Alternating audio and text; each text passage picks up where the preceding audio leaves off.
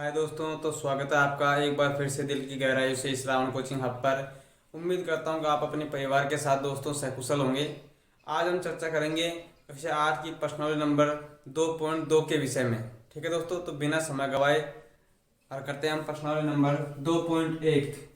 अब देखिए दोस्तों, जो प्रश्नावली नंबर 2.1 है, प्रश्नावली जो 2.1 है, उसमें आपको एक छोटी सी बात आपको समझनी पड़ेगी। इसमें हमेशा हमको कल्पना करके अर्थात हर चीज को मान करके हमको क्या करना पड़ेगा दोस्तों, हल करना पड़ेगा। ठीक है, तो आपको ध्यान रखना है, एक लाइन आप साइड में रख सकते हो कि हमेशा x हमेशा उसी राशि को माननी है। आप लिख लो, एक बार नोट कर लो कि x हमेशा, या फिर मैं यहाँ पे लिख देता हूँ आपको कि x हमेशा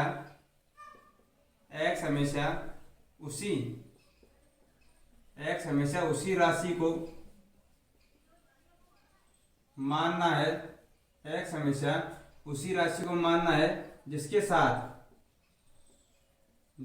साथ कुछ परिवर्तन किया गया हो, जिसके साथ कुछ परिवर्तन किया गया हो। ठीक है दोस्तों, तो ये वाली लाइन आपको साइड में लिख लेनी है एक बार। ठीक है, जब हम सवाल हल करेंगे ना, तब आपको पता चलेगा कि इस जो लाइन है, इसकी क्या अहमियत है। ठीक है दोस्तों, तो अब हम शुरुआत करते हैं दोस्तों प्रश्न नंबर 1 से। प्रश्न नंबर 1 से शुरुआत करते हैं। ठीक है दोस्तों, तो अब देखिए आगे क्वेश्चन नंबर 1 से शुरुआत करते हैं। देखिए दोस्तों, क्वेश्चन नंबर 1, प्रश्न नंबर 1, जो प्रश्न नंबर 1 है वो क्या कह रहा है आपका कि अगर आपको किसी संख्या से 1/2 घटाने और परिणाम को 1/2 से गुणा करने पर 1/8 जो संख्या है वो हमको क्या होती है दोस्तों, प्राप्त होती है। ठीक है, तो वह संख्या क्या है। अब देखिए, हमने पहली लाइन लिखी थी, आपको बताया था हमेशा x उसी राशि को मानना है जिसमें साथ में कुछ परिवर्तन हो रहा हो। ठीक है, कुछ बदलाव हो रहा हो या फिर कुछ परिवर्तन हो रहा हो। तो देखिए, हमसे क्वेश्चन कह रहा है अगर आपको किसी संख्या से, इसका मतलब हमको उसके बारे में पता नहीं है। ठीक है, फिर उस संख्या से 1/2 घटाने, अब उस संख्या है ना दोस्तों, जो संख्या है उससे 1/2 घटाने की बात कर रहा है। ठीक है, अर्थात उस संख्या में कुछ परिवर्तन करने की बात कर रहा है। ठीक है, तो हमेशा x उसी संख्या को माननी है जिसके साथ में कुछ बदलाव हो रहा हो। ठीक है, तो ध्यान रखना है, अगर आपको किसी संख्या से 1/2 घटाने तो हमको वो संख्या प्राप्त नहीं है, तो माना कोई संख्या। ठीक है, तो अब करिए, माना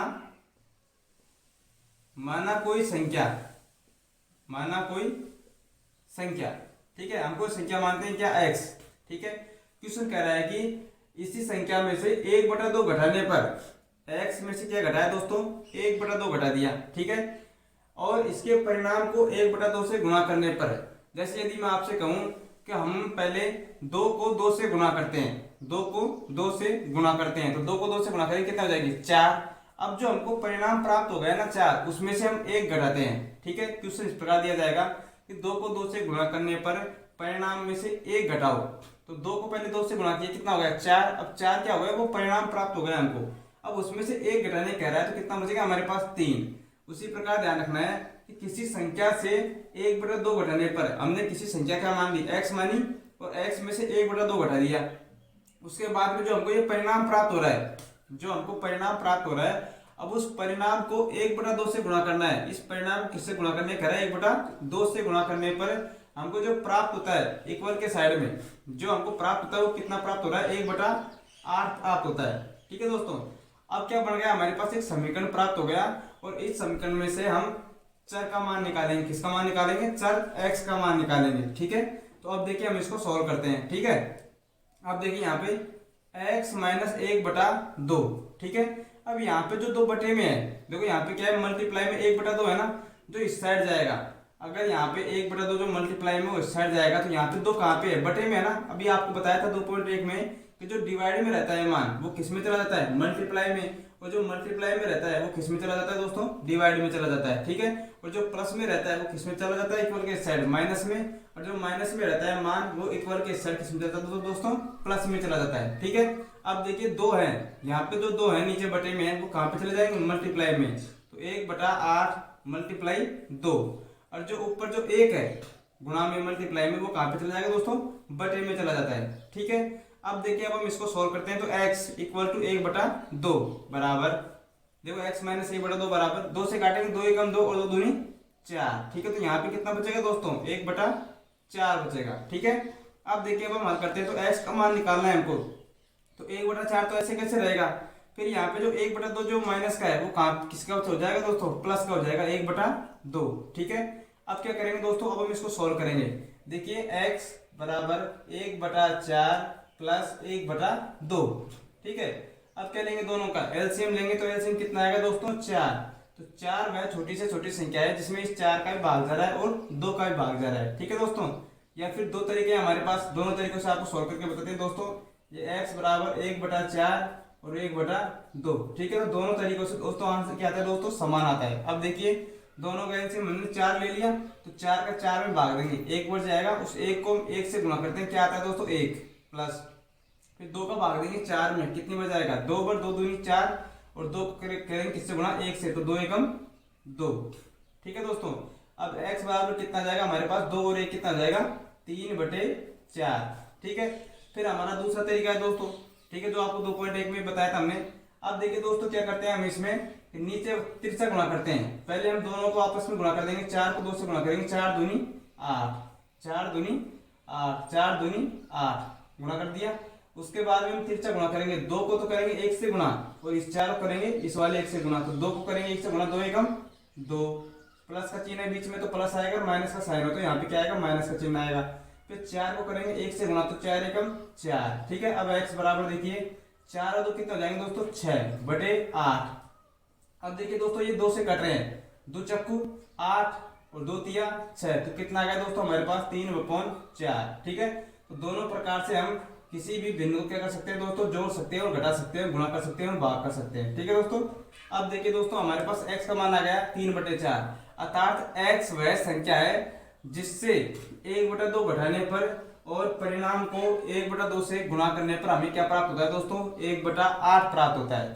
ठीक है, हम अब इसको उत्तर की जांच करने की पहली बात यहाँ पे कह नहीं रहा है पहले सवाल में, लेकिन फिर भी हम इसकी उत्तर की जांच भी कर सकते हैं। कैसे, अब देखिए x का मान क्या गया हमारे पास 3/4, तो यहाँ पे देखिए दोस्तों x का मान 3/4 रखेंगे हम, x का मान क्या रखेंगे 3/4। तो देखिए 3/4 वह संख्या है जिसमें से 1/2 घटाया। ठीक है, और उसके परिणाम को किससे गुणा किया दोस्तों, 1/2 से गुणा किया, तो हमारे पास अब क्या आना चाहिए, 1/8 प्राप्त होना चाहिए। ठीक है, अब देखिए हम इन दोनों को हल करेंगे यहाँ पे, तो दोनों का यहाँ पे क्या लेंगे दोस्तों, एलसीएम लेंगे। क्या लेंगे, एलसीएम। तो यहाँ पे एलसीएम कितना आ रहा है, 4, कितना आ रहा है, 4 आ रहा है। ठीक है, अब 4 में 4 का भाग देंगे 1 पर, और 1 को 3 से गुणा करेंगे दोस्तों 3, माइनस 2 को 2 का भाग देंगे दोस्तों 4 में, तो 2 पर जाएगा, 2 दूनी 4, 2 को 1 से गुणा करेंगे कितना जाएगा दोस्तों 2। ठीक है, और गुणा में क्या है हमारे पास 1/2। अब देखिए यहाँ पे 3 में से कितना जाएगा दोस्तों, 3 में से जाएगा कितना, 2 जाएगा, कितना बचेगा दोस्तों हमारे पास 1, क्या बचेगा हमारे पास दोस्तों 1 बचेगा। ठीक है, और नीचे कितना है बटे में 4, और गुणा में कितना है 1/2। अब देखिए दोस्तों हल करते हैं, 1 को 1 से गुणा करेंगे 1 और 4 को 2 से गुणा करेंगे, क्या दोस्तों 8 आ जाएगा, क्या आ जाएगा 8। तो देखो हमारे पास क्या प्राप्त हो गया, 1/8 प्राप्त हो गया। ठीक है, तो इस प्रकार हम उत्तर की क्या कर सकते हैं दोस्तों, जांच भी कर सकते हैं। ठीक है, अब हम चलते हैं दोस्तों क्वेश्चन नंबर 2 पर। क्वेश्चन नंबर 2 पर चलते हैं दोस्तों। अब देखिए क्वेश्चन नंबर 2। ठीक है, तो इस प्रकार आपको ध्यान रखना है हमेशा कि x हमेशा उस राशि को मानना है जिसके साथ में कुछ बदलाव हो रहा हो या फिर कुछ परिवर्तन हो रहा हो। ठीक है, अब देखिए नेक्स्ट अगला क्वेश्चन, एक तरल तार वाला। ठीक है, तो अगला क्वेश्चन पढ़ते हैं दोस्तों। अब हम बिना समय गवाए,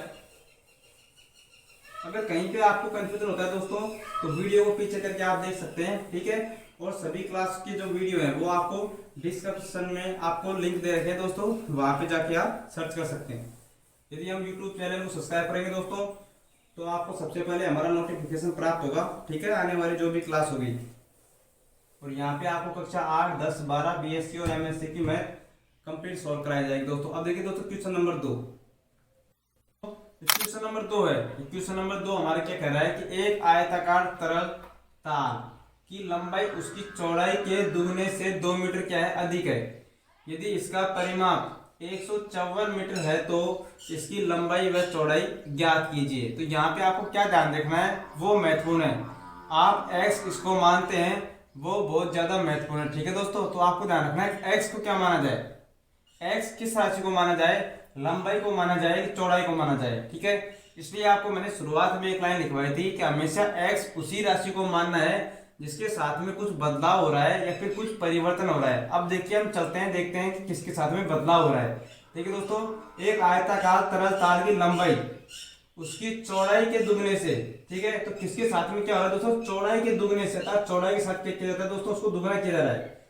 चौड़ाई को यहाँ पे क्या किया जा रहा है दोस्तों, दुगना, क्योंकि उसकी लंबाई है ना, उसका माप कह रहा है कि उसकी जो लंबाई है वो उसकी चौड़ाई के दुगने से, तो किसके साथ में दुगना किया जाएगा दोस्तों, चौड़ाई के दुगने से 2 मीटर अधिक है। क्या है, लंबाई। जो लंबाई का हमको मान दे रखा है, क्या दे रखा है कि उसकी चौड़ाई के दुगने से 2 मीटर अधिक, लेकिन चौड़ाई तो है ही नहीं, तो किसका दुगना करें हम, किसका दुगना करें, अर्थात परिवर्तन किसके साथ हो रहा है, चौड़ाई के साथ में। तो ध्यान रखना है आपको क्या मानना है, x चौड़ाई को मानना है। ठीक है दोस्तों, तो अब देखिए माना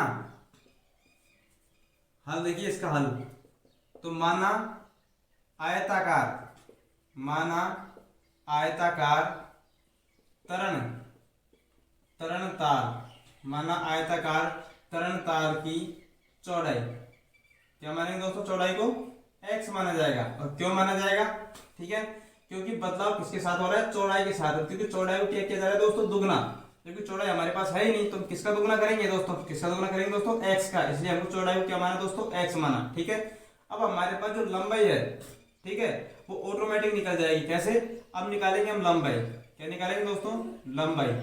अब देखिए चौड़ाई हमने क्या मानी दोस्तों, x, ठीक है, तो लंबाई क्या है, यहाँ पे जो हमारे पास लंबाई क्या है, उसकी चौड़ाई के दुगने, चौड़ाई क्या है हमारे पास x, तो x का क्या किया जाए दोस्तों, दुगना, चौड़ाई के दुगने से 2 मीटर क्या है, अधिक है। यदि अधिक मान आएगा तो यहाँ पे क्या करेंगे दोस्तों, प्लस, यदि कम मान आएगा तो क्या करेंगे दोस्तों, माइनस। ठीक है, आपको ध्यान रखना है, यदि हम किसी भी बैंक में पैसा जमा करवा रहे हैं तो यहाँ पे क्या आएगा दोस्तों, प्लस का मान आएगा। यदि बैंक से पैसा निकलवा रहे हैं तो यहाँ पे क्या आएगा दोस्तों, माइनस आएगा। ठीक है, उसी प्रकार यदि वृद्धि हो रही हो किसी भी चीज में तो क्या आएगा दोस्तों, प्लस आएगा बीच में, और यदि कमी हो रही हो, हानि हो रहा है, तो यहाँ पे क्या लिखेंगे दोस्तों, माइनस। अब यहाँ पे दोस्तों 2 मीटर क्या है, अधिक है, तो इसलिए किसका चिन्ह लगाया हमने, प्लस का। कितना मीटर अधिक है, 2 मीटर अधिक है।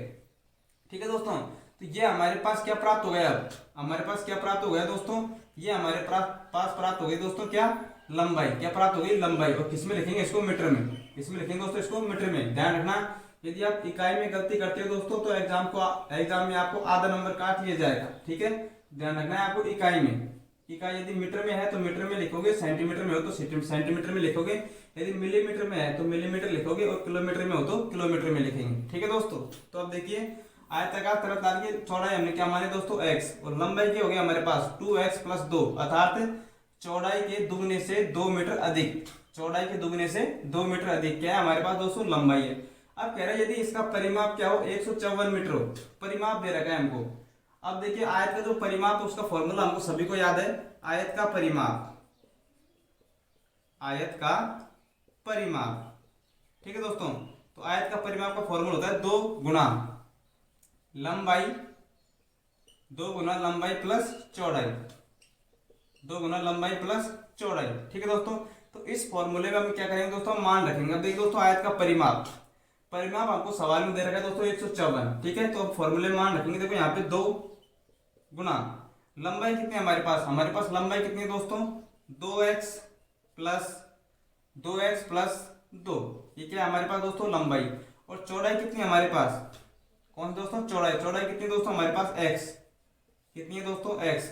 तो 2 गुना लंबाई प्लस चौड़ाई क्या होता है दोस्तों, परिमाप। और परिमाप का मान हमको सवाल में पहले से दे रखा है दोस्तों 154 मीटर। कितना दे रखा है, 154 मीटर। अब क्या प्राप्त हो गया दोस्तों, हमको समीकरण प्राप्त हो गया। क्या हो गया दोस्तों, समीकरण प्राप्त हो गया।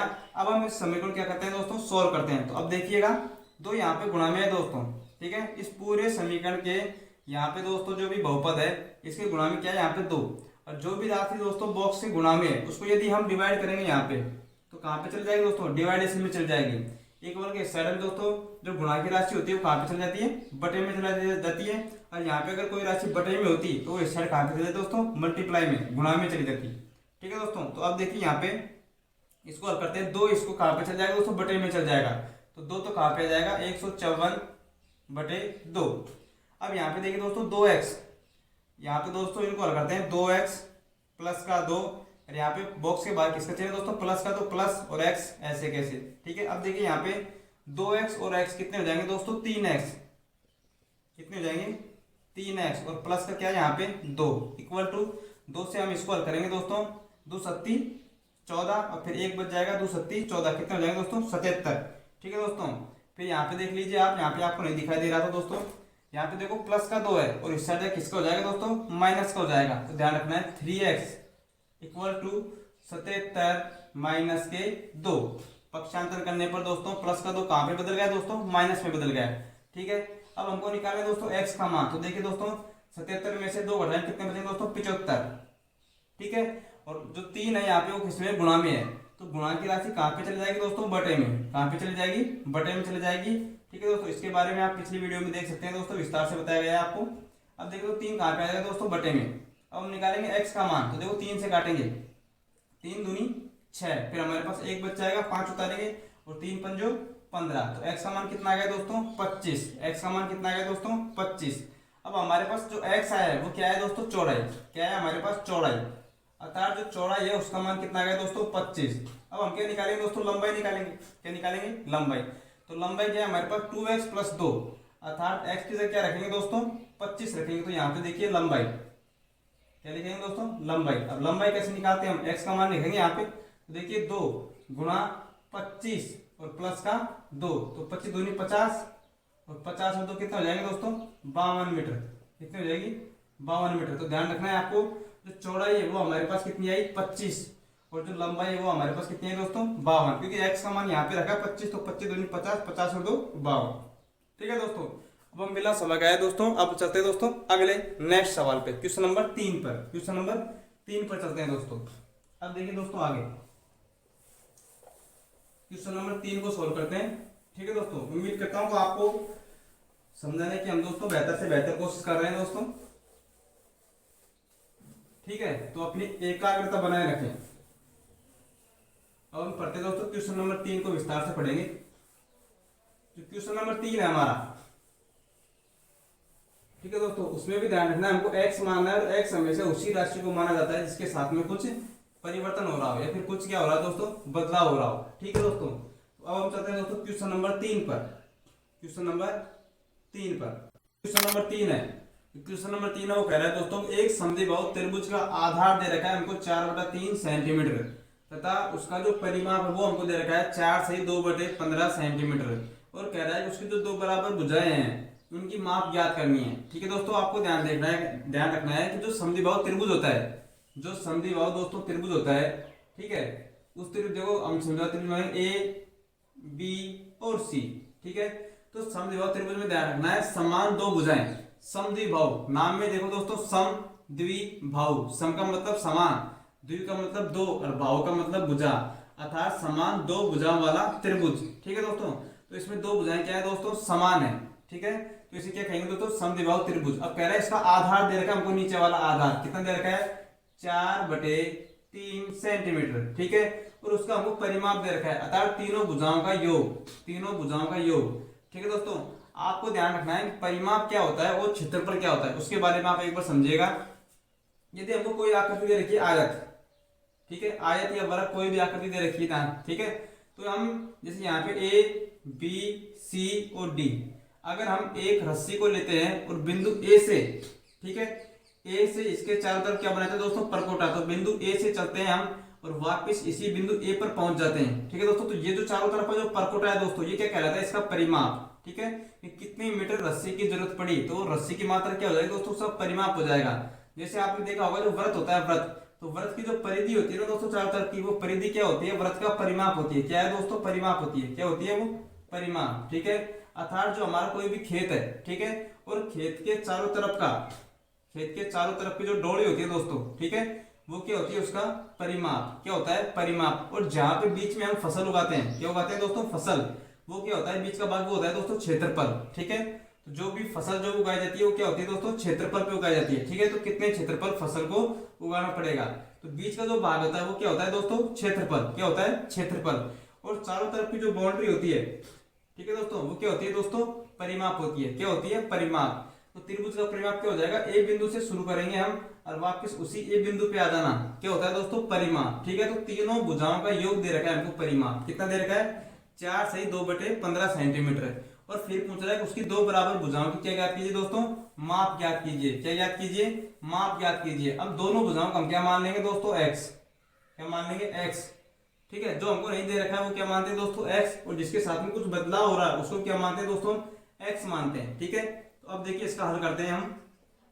माना माना समद्विबाहु, माना समद्विबाहु त्रिभुज, माना समद्विबाहु त्रिभुज की भुजा क्या मान ली दोस्तों हमने, एक्स मान ली। क्या मान ली दोस्तों हमने, एक्स। ठीक है, तथा हमको परिमाप दे रखा है 4 से 2/15 सेंटीमीटर। पहले आप इस परिमाप को देखिए दोस्तों, ये हमको मिश्रित भिन्न के रूप में दे रखा है, जबकि ये हमको एक साधारण तुल्य भिन्न के रूप में दे रखा है। ठीक है, अब देखिए पहले इस बात को समझिए आप कि 4 सही 2/15। ठीक है, यदि हम इसको सोल्व करते हैं, ठीक है, आपको प्रश्न नंबर 1.1 में बताया गया है दोस्तों, इसको सोल्व हम कैसे करते हैं, मिश्रित भिन्न को साधारण भिन्न में कैसे बदलते हैं। तो ध्यान रखना है, जो बटे में रहता है वो तो कहाँ पे रहता है दोस्तों, बटे में ही आता है। ठीक है, और यहाँ पे जो 4 है उसको यहाँ पे रखना है, और नीचे वाला दोस्तों हमेशा क्या हो जाता है दोस्तों, गुणा। नीचे वाला क्या होता है, गुणा।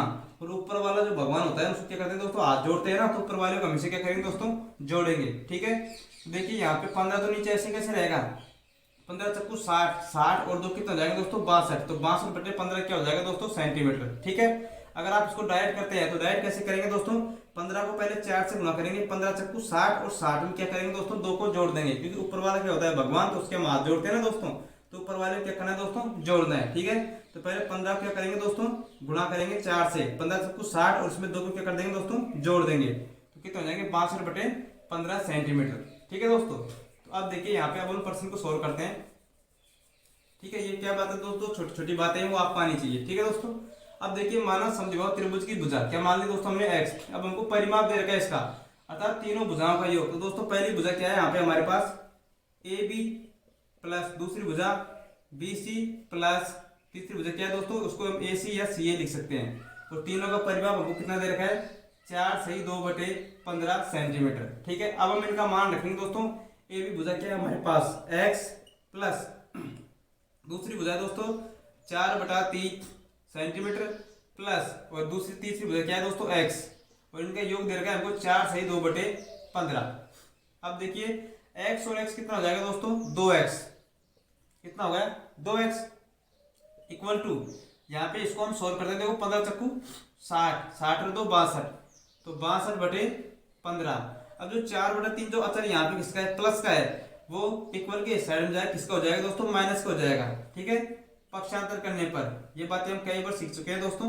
अब देखिए यहाँ पे दोनों का क्या लेंगे दोस्तों, क्या लेंगे, एलसीएम लेंगे, तो 2x बराबर दोनों का एलसीएम कितना आएगा दोस्तों, 15, क्योंकि 15 वह छोटी से छोटी संख्या जिसमें 15 का ही भागदार है और 3 का ही भागदार है। ठीक है, या फिर दूसरा तरीका जो आपको हमने पहले बताया था, इन दोनों को गुणा करेंगे और फिर इनको 3 से गुणा कर देंगे। ठीक है दोस्तों, जब भी हमारा आंसर आएगा दोस्तों सेम ही आएगा। अब देखिए 15 का 15 में भाग देंगे एक बार, तो यहाँ पे कितना बचेगा दोस्तों, 62। यहाँ पे माइनस का चिन्ह हो तो माइनस आएगा, प्लस का चिन्ह हो तो प्लस आएगा। फिर 3 का भाग देंगे 15 में, 3 पंजो 15, 5 बच जाएगा, और 5 को 4 से गुणा करेंगे कितना आएगा दोस्तों, 20। ठीक है, अब देखिए यहाँ पे हमको निकालना है दोस्तों x का मान। किसका मान निकालना है, x का मान निकालना है दोस्तों। पहले देखिए 62 में से क्या घटेगा दोस्तों, 20। क्या घटेगा, 20 घटेगा, तो कितना बचेगा दोस्तों हमारे पास, 42। कितना बचेगा, 42, और बटे में क्या बचेगा दोस्तों, 15। क्या बचेगा, 15। अब देखिए तो 2 यहाँ पे क्या है, गुणा में है, 2 क्या है यहाँ पे, गुणा में, तो कहाँ पे चला जाएगा दोस्तों, वो भाग में चला जाएगा। किसमें बदल जाएगा, भाग में, अर्थात बटे में चला जाएगा नीचे। ठीक है, क्योंकि यहाँ पे अगर भाग में होता डिवाइड में, तो वो यहाँ पे मल्टीप्लाई में चला जाता इक्वल के साइड। ठीक है, अब यहाँ पे क्या था, गुणा में था, मल्टीप्लाई में, तो कहाँ पे चला गया दोस्तों, डिवाइड में चलेगा। ठीक है, नीचे साइड अपोन में, हर के स्थान पे। अब देखिए हम निकालना है x का मान निकालना है। अब हम दोस्तों 2 से काटते हैं, किससे काटते हैं, 2 से काट लो या 3 से काट लो। देखो 2 से काटेंगे, 2 एकम 2, यहाँ पे देखो दोस्तों 2 दूनी 4 और 2 एकम 2। ठीक है, फिर 3 से कट रहा है, 3 पंजो 15 और 30 सत्यो 21, तो x का मान आ गया दोस्तों 7/5। और 7/5 जो सेंटीमीटर आया है, ये दोस्तों समद्विबाहु त्रिभुज की दोनों क्या है दोस्तों, भुजाएं हैं, क्योंकि x मान के दोनों भुजाओं को, तो यहाँ पे x का मान कितना आ गया 7/5 सेंटीमीटर, और इसका मान कितना आ गया 7/5 सेंटीमीटर। ठीक है दोस्तों, अब हम बिना समय गवाए दोस्तों चलते हैं नेक्स्ट क्वेश्चन नंबर 4 पर। ठीक है दोस्तों, यदि कहीं पे आपको क्वेश्चन में प्रॉब्लम होती है दोस्तों, तो आप वीडियो को पीछे करके दोस्तों वापस फिर से रिवाइज कर सकते हो, तो आपको लगेगा कि मैं ही आपको 2 या बार बार समझा रहा हूँ। ठीक है दोस्तों, अब देखिए दोस्तों क्वेश्चन नंबर 3 पर चर्चा करते हैं हम 4 पर। तो क्वेश्चन नंबर 4 पर चर्चा करेंगे दोस्तों। ठीक है, क्वेश्चन नंबर 4 पर देखते हैं दोस्तों, इस वाले से मिटाते हैं आप। अब देखिए दोस्तों क्वेश्चन नंबर 4।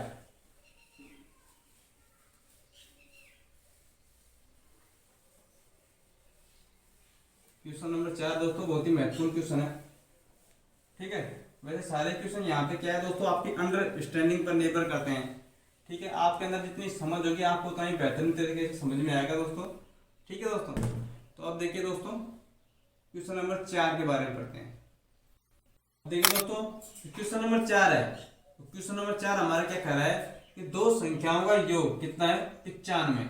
दो संख्याओं का योग कितना है 95 है। यदि एक संख्या दूसरी संख्या से कितना अधिक है दोस्तों 15 अधिक है, तो दोनों संख्या क्या करनी है हमको निकालनी है। ठीक है, तो अब देखिए दोस्तों आपका ध्यान यहाँ पे रहना चाहिए। ठीक है, एकाग्रता बनाए रखें, बहुत ही आसान क्वेश्चन है। अब देखिए दोस्तों यदि एक संख्या दूसरी संख्या से 15 अधिक है, जो एक संख्या है ना तो दूसरी संख्या क्या है दोस्तों 15 अधिक है। इस प्रकार अभी हमने एक क्वेश्चन किया था कि उसकी जो लंबाई है वो चौड़ाई के दुगने से 2 अधिक है, चौड़ाई के दुगने से 2 अधिक है। ठीक है, इसमें कह रहा है दूसरी संख्या से 15 अधिक है। ठीक है, तो हमने चौड़ाई को क्या माना दोस्तों x माना था, क्योंकि उसके साथ में क्या हो रहा था दोस्तों कुछ परिवर्तन हो रहा था। यहाँ पे दोस्तों यहाँ पे देखिएगा आप, जो एक संख्या है वो दूसरी संख्या से 15 अधिक है। किससे अधिक है दूसरी संख्या से 15 अधिक है, लेकिन दूसरी संख्या हमारे पास है ही नहीं। तो ध्यान रखना है आपको दूसरी संख्या क्या मानना पड़ेगा x मानना पड़ेगा। तो क्योंकि आपको हमने शुरुआत में एक लाइन लिखवाई थी कि उसी संख्या को हमेशा या उसी राशि को हमेशा x मानना है जिसके साथ में कुछ परिवर्तन या बदलाव हो रहा हो। ठीक है दोस्तों, दूसरी संख्या से क्या हो रहा है दोस्तों यहाँ पे 15 अधिक है। ठीक है, तो दूसरी संख्या के साथ में दोस्तों क्या हो रहा है बदलाव हो रहा है। अब देखिए दोस्तों इसका हल, माना दूसरी संख्या को दोस्तों हम क्या मान लेंगे दोस्तों x, क्या मान लेंगे x मान लेंगे। ठीक है, अब हमारे पास जो पहली संख्या क्या आएगी उसको देखिए आप, पहली संख्या। अब क्वेश्चन कह रहा है आपका कि पहली संख्या है, जो एक संख्या है शुरुआत की जो पहली संख्या है वो दूसरी संख्या से 15 अधिक है। दूसरी संख्या क्या है हमारे पास x, और इससे दोस्तों कितना अधिक है 15 अधिक है। हमने आपको बताया था यदि कम होता 15 कम होता तो माइनस आता, यदि वृद्धि होती तो प्लस आता, यदि हानि होती या कमी होती तो क्या आता दोस्तों माइनस आएगा। ठीक है, अब 15 क्या है दोस्तों अधिक है, तो 15 क्या आएगा दोस्तों जुड़ जाएगा x प्लस 15। अगर 15 कम होता तो x माइनस 15 होता। अब सवाल कर रहा है कि दोनों संख्याओं का योग कितना है दोस्तों 95 दे रखा है। कितना दे रखा है 95। ठीक है, तो दोनों संख्याओं का योग, दोनों संख्याओं का योग अर्थात जोड़। ठीक है दोस्तों, जोड़ कितना दे रखा है हमको 95 दे रखा है। ठीक है, अब दोस्तों हमारे पास एक समीकरण प्राप्त होगा, दोनों संख्याओं का योग अर्थात इन दोनों का योग कितना दे रखा है दोस्तों 95। तो x प्लस 15 बराबर कितना दोस्तों 95। यहाँ दूसरी संख्या प्लस पहली संख्या दोनों का योग कितना दे रखा है दोस्तों 95 दे रखा है। ठीक है, इसको हम चाहे तो बॉक्स में भी बंद कर सकते हैं। ठीक है, इसमें बंद कर सकते हैं बॉक्स में। ठीक है, तो वापस हम सॉल्व करेंगे तो वापस वही आ जाएगा दोस्तों x प्लस, क्योंकि बॉक्स के बारे में यहाँ पे प्लस का चिन्ह तो प्लस, यदि माइनस का चिन्ह होता तो यहाँ पे अंदर का चिन्ह क्या होता है दोस्तों बदल जाता है। ठीक है, लेकिन यहाँ पे प्लस का ही चिन्ह है, और x प्लस 15 इक्वल टू 95। अब देखिए दोस्तों x और x कितने हो जाएंगे 2x। ठीक है, चर हमेशा जुड़ते हैं और अचर हमेशा अचर जुड़ते हैं। चर को जोड़ा जाएगा और अचर को जोड़ा जाएगा, तो x और x 2x। अब प्लस का 15 इक्वल के RHS साइड जाएगा। ठीक है दोस्तों, ध्यान रखना है आपको, दो साइड होती हैं, एक तो LHS और एक RHS। ठीक है, तो ये होती है RHS, तो RHS साइड जाएगा जब प्लस का 15 तो किसका हो जाएगा दोस्तों माइनस का, तो 95 माइनस 15। ठीक है, 95 में से 15 घटेगा कितना बचेगा दोस्तों 80। ध्यान रखना है x बराबर कितना हो जाएगा दोस्तों 80, और जो दो यहाँ पे किसमें मल्टीप्लाई में है तो किसमें बदल जाएंगे दोस्तों डिवाइड में चले जाएंगे। तो 2 से काटेंगे तो x का मान कितना जाएगा दोस्तों 40। अर्थात हमारे पास जो दूसरी संख्या है वो दोस्तों कितनी आ गई हमारे पास 40। अब हम निकालेंगे पहली संख्या, तो पहली संख्या क्या है दोस्तों x प्लस 15। x प्लस 15 का मतलब है x का मान कितना है 40, तो 40 प्लस 15 कितना होता है दोस्तों? 55। कितना हो जाता है दोस्तों? 55। तो हमारे पास दूसरी संख्या क्या है? 40 और पहली संख्या क्या है दोस्तों? 55 प्राप्त होती है। ठीक है दोस्तों, अब हम चलते हैं क्वेश्चन नंबर 5 पर। क्वेश्चन नंबर 5 पर चलते हैं दोस्तों। क्वेश्चन नंबर 5 को देखिएगा। यहाँ पे जो समझने की जो बात है सबसे महत्वपूर्ण वो एक ही बात है कि हमेशा हम x किसको माने, x किसको माने। तो आपको एक लाइन हमेशा दिमाग में रखनी है कि x हमेशा उसी राशि को मानना है जिसके साथ में कुछ बदलाव हो रहा हो या फिर कुछ परिवर्तन किया जा रहा हो। ठीक है, अब चलते हैं क्वेश्चन नंबर 5 पर। क्वेश्चन नंबर 5 पर अब देखिए क्वेश्चन नंबर 5। अब देखिए दोस्तों क्वेश्चन नंबर 5। क्वेश्चन नंबर 5 दोस्तों हमारा कह रहा है कि दो संख्याओं में अनुपात दे रखा है आपको 5:3। ठीक है, तो यहाँ पे यदि हमको संख्या दे रखी होती है दोस्तों, ठीक है, तो उसके आधार पे हम उसको x मानते। ठीक है, कि भाई किस संख्या के साथ में परिवर्तन हो रहा है, किसके साथ में परिवर्तन नहीं हो रहा है। लेकिन यहाँ पे हमको दो संख्याओं के अनुपात दे रखे हैं 5:3, और यदि इनके अंतर दे रखे हैं हमको 18 है, तो वे संख्याएं याद कीजिए। ध्यान रखना, जब भी हमको अनुपात दे रखे, यदि जब भी हमको अनुपात के रूप में दिया जाएगा दोस्तों, तो हमको संख्या क्या माननी पड़ेगी दोस्तों? x। तो x को दोस्तों उन अनुपातों से दोस्तों मल्टीप्लाई किया जाएगा। ठीक है, सभी सवालों में ध्यान रखना है आपको कि जब भी हमको किसी भी संख्या के अनुपात दिए गए हो तो वहां पे हमको संख्या को x मानना है और अनुपातों को दोस्तों उससे क्या करेंगे दोस्तों? मल्टीप्लाई कर देंगे। अब देखिए दोस्तों हमारे पास जो दो संख्या है, ध्यान रखना है आपको। माना इसका हल देखिए दोस्तों। माना कोई संख्या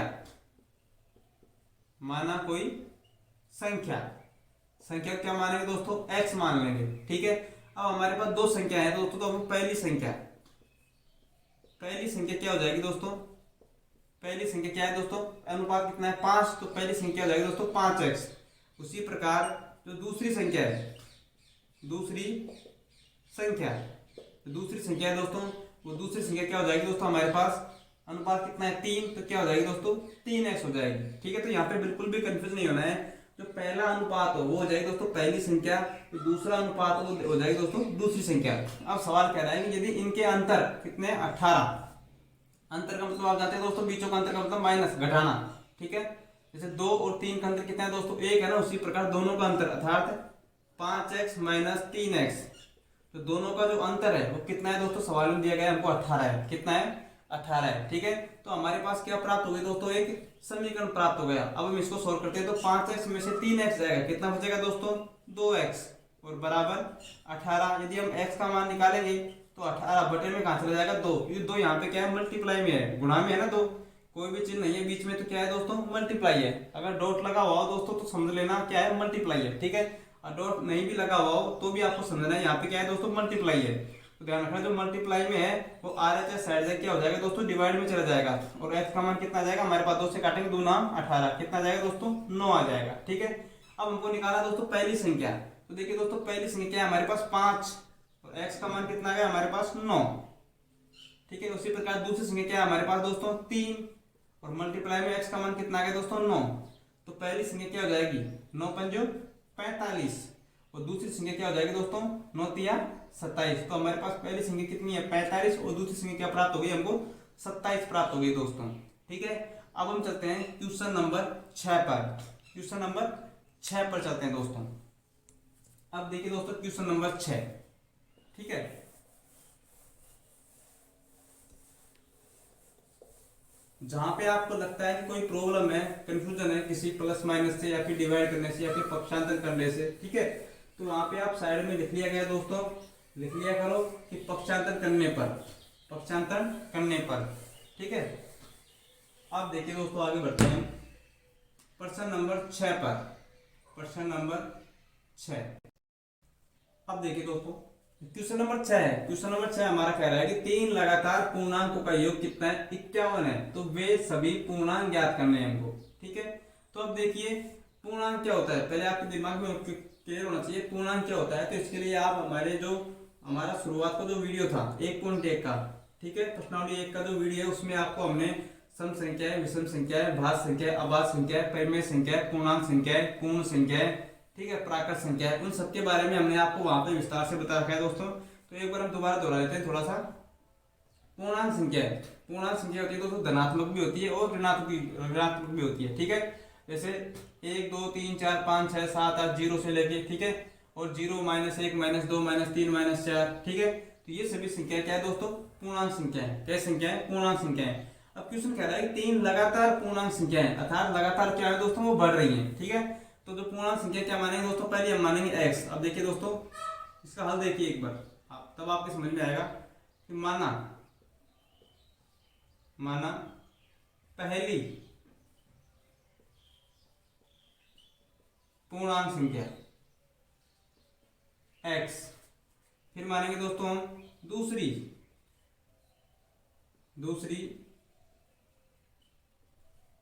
पूर्णांक संख्या, क्या हो जाएगी दोस्तों, x प्लस 1। ठीक है, इसी प्रकार तीसरी पूर्णांक संख्या क्या हो जाएगी दोस्तों, x प्लस 2। ठीक है, तो ये 3 क्या हुई दोस्तों, पूर्णांक संख्या हुई। अब कह रहा है इनका योग क्या दे रखा है दोस्तों, 51 दे रखा है, अर्थात x plus 1 plus x plus 2, इनका जो योग है वो हमको दे रखा है भाइयों, कितना, 51 दे रखा है। अब देखिए बच्चों, x plus 1 plus x plus 2 कितना है दोस्तों, 51 दे रखा है। तो इसको क्या करेंगे, हम सॉल्व करेंगे। हमारे पास क्या प्राप्त हो गया, ये समीकरण प्राप्त हो गया। अब देखिए यहाँ पे x प्लस, बॉक्स के बाहर में प्लस का चिन्ह, तो ऐसे कैसे रह जाएगा दोस्तों, x प्लस 1, यहाँ पे दोस्तों क्या हो जाएगा, x प्लस 2 इक्वल टू 51। ठीक है, ये मैंने बॉक्स में आपको मैं बार बार इसलिए लिख रहा हूँ दोस्तों, यदि कभी यहाँ पे बाहर माइनस का चिन्ह हो तो यहाँ पे दोस्तों अंदर का चिन्ह हमको क्या करना पड़ेगा, बदलना पड़ेगा। ठीक है, क्योंकि माइनस जब अंदर एंट्री करता है ना दोस्तों, तो अच्छे अच्छों के चिन्ह बदल जाते हैं। अब यहाँ पे देखिए दोस्तों, x तो 1 2 3x है, तो कितना जाएगा दोस्तों, 3x प्लस का 1 और प्लस के 2, तो कितना हो जाएंगे, प्लस के 3 हो जाएंगे, और बराबर 51। फिर देखिए दोस्तों 3x इक्वल टू 51 माइनस 3। ठीक है, बार बार हम सवाल को हल कर रहे हैं दोस्तों, तो इतना तो आपको आ ही गया होगा कि पक्षांतर करने पर प्लस का चिन्ह किसमें बदल जाता है दोस्तों, माइनस में बदल जाता है। हमको निकालना है x का मान। तो देखो दोस्तों 51 में से 3 घटेगा, कितना बचेगा, 49 50 51, तो कितना बचेगा दोस्तों, 48। ठीक है, और बटे में क्या चला जाएगा दोस्तों, 3 कहाँ पे चला जाएगा, बटे में। अब क्यों चला जाएगा, क्योंकि यहाँ पे क्या है, मल्टीप्लाई में है, तो कहाँ पे चला जाएगा दोस्तों, बटे में चला जाएगा, डिवाइड में। ठीक है, अब हमको निकालना है x का मान। तो दोस्तों x का मान क्या है हमारे पास, x का मान आ गया हमारे पास, देखो 3 एकम 3 है ना, और 3 6 18, तो x का मान कितना आ गया दोस्तों, हमारे पास 16। x का मान कितना आ गया दोस्तों, हमारे पास 16 आ गया। अर्थात जो पहली पूर्णांक संख्या है वो हमारे पास कितना प्राप्त हो गई, हमको 16। दूसरी कितनी प्राप्त हो जाएगी, x प्लस 1, अर्थात 16 प्लस 1 कितनी हो जाएगी दोस्तों, 17। और तीसरी क्या प्राप्त हो जाएगी, x प्लस 2, अर्थात 16 प्लस 2 कितनी हो जाएगी, 18। ठीक है, तो 3 हमको दोस्तों क्या प्राप्त होगी दोस्तों, पूर्णांक संख्या प्राप्त होगी। क्या प्राप्त होगी दोस्तों, पूर्णांक संख्या प्राप्त होगी 16 17 और 18। ठीक है, यही हमको क्या करना है दोस्तों, प्राप्त करना है यहाँ पे। ठीक है, अगर कहीं पे कंफ्यूजन है तो आप वीडियो को पीछे करके एक बार फिर से रिपीट कर सकते हैं दोस्तों। अब देखिए दोस्तों आगे 7वां सवाल। ठीक है दोस्तों, अगर आपको अच्छा समझ में आ रहा है दोस्तों तो वीडियो को लाइक जरूर करें दोस्तों। ठीक है, और शेयर भी करें, ताकि जो भी गरीब परिवार से जो भी बालक हैं, ठीक है, जो कोचिंग की फीस प्रोवाइड करने में असमर्थ रहते हैं दोस्तों, उनको भी दोस्तों फ्री में, ठीक है, निःशुल्क हमारे द्वारा दोस्तों शिक्षा प्राप्त हो सके। ठीक है दोस्तों, क्योंकि आजकल आपने देखा होगा दोस्तों कि फीस है ना वो आसमान छू रही है। ठीक है, और कोरोना काल में वैसे पैसा नहीं है इंसानों के पास, इसलिए हम चाहते हैं कि हर बच्चे के पास, ठीक है दोस्तों, कोई कमी नहीं रहे सब्जेक्ट में, इसलिए सारे सब्जेक्ट आपको हम यहाँ पे उपलब्ध कराइए। अब देखिए दोस्तों क्वेश्चन नंबर 7। देखिए दोस्तों अगला क्वेश्चन हमारा क्या कह रहा है, क्वेश्चन कह रहा है हमारा कि 8 के 3 लगातार गुणजों का योग 888 है, तो गुणजों को ज्ञात कीजिए। ठीक है, अब हमारे पास दोस्तों गुणज नहीं दिए गए हैं। ठीक है, तो इस क्वेश्चन को हम 2 प्रकार से हल करेंगे। ठीक है, जो भी आपको अच्छा लगे दोस्तों उसको आप नोट कर लीजिएगा। ठीक है दोस्तों, तो अब देखिए दोस्तों इसको हम जो बोर्ड है उसको 2 भागों में बांटते हैं। ठीक है, अब देखिए दोस्तों 2 प्रकार है इसको हल करने की। ठीक है, आप कैसे भी हल कर सकते हैं। देखो दोस्तों 8 के 3 लगातार गुणज, ठीक है। तो मान लीजिए हमने 3 लगातार क्या मान लिए दोस्तों, गुणज मान लिए। जैसे माना गुणज का मतलब होता है दोस्तों जिनमें 8 का पूरा पूरा क्या जाए दोस्तों, भाग जाए। 8 के 3 लगातार गुणज, जैसे 8 एकम 8, 8 दूनी 16, 8 तिया 24, ठीक है। तो वैसे 3 लगातार गुणज मान ले हमको जिनमें 8 का क्या जाए दोस्तों, पूरा पूरा भाग जाए, ठीक है। वो क्या होते हैं उनके गुणज। तो माना पहला गुणज हमने मान लिया दोस्तों क्या, x प्लस 8, ठीक है। वैसे हमने दोस्तों दूसरा गुणज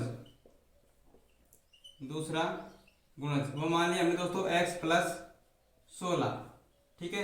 या फिर आप ऐसे भी मान सकते हैं दोस्तों, पहला क्या मान लिया हमने x, क्या मान लिया दोस्तों x, तो दूसरा क्या हो जाएगा x प्लस 8, और तीसरा क्या हो जाएगा दोस्तों, तीसरा गुणज हो जाएगा दोस्तों x प्लस 16, ठीक है।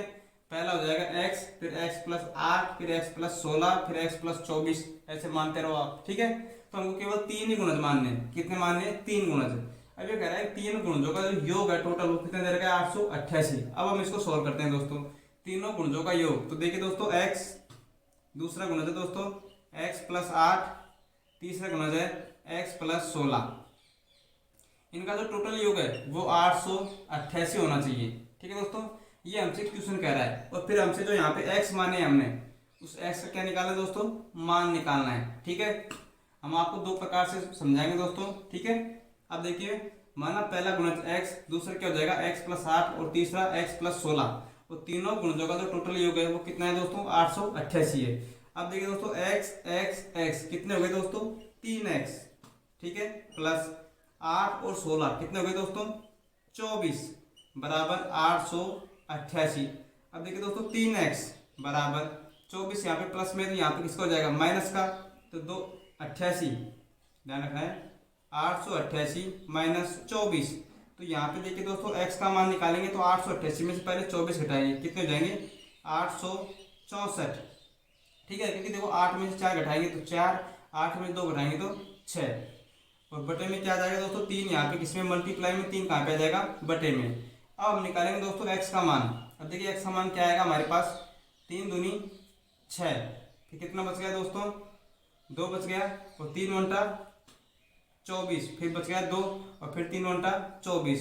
तो आपको देखो x का मान कितना आ गया, 288। अर्थात यहाँ पे आपको ध्यान देना है कि जो पहला गुणज है वो कितना आ गया दोस्तों, हमारे पास 288 आ गया, ठीक है। यदि हम दूसरा गुणज निकालेंगे तो 288 में दोस्तों कितना जोड़ेंगे, 8। 288 में कितना जोड़ेंगे दोस्तों, 288 में कितना जोड़ेंगे, 8 जोड़ेंगे, ठीक है। x प्लस 8, तो 288 प्लस 8, तो कितना हो जाएंगे यहाँ पे, 8 और 8 16, अर्थात 296 हो जाएगा, ठीक है। उसी प्रकार हम तीसरा गुणज निकालेंगे तो यहाँ पे ध्यान रखना x प्लस 16, अर्थात 288 प्लस 16, तो कितने हो जाएंगे, 8 और 6 कितने हो जाएंगे दोस्तों, 14। 14 का हासिल 4, 8 और 9 10, तो 304, ठीक है। इस प्रकार हमको तीनों क्या निकालेंगे दोस्तों, 8 के गुणज निकलाएंगे, ठीक है। इनका योग टोटल जो योग होगा वो कितना होगा दोस्तों, 888 होगा, ठीक है। उसी प्रकार देखिए दोस्तों दूसरा तरीका क्या कहता है कि हम गुणज क्या मानेंगे, माना पहला गुणज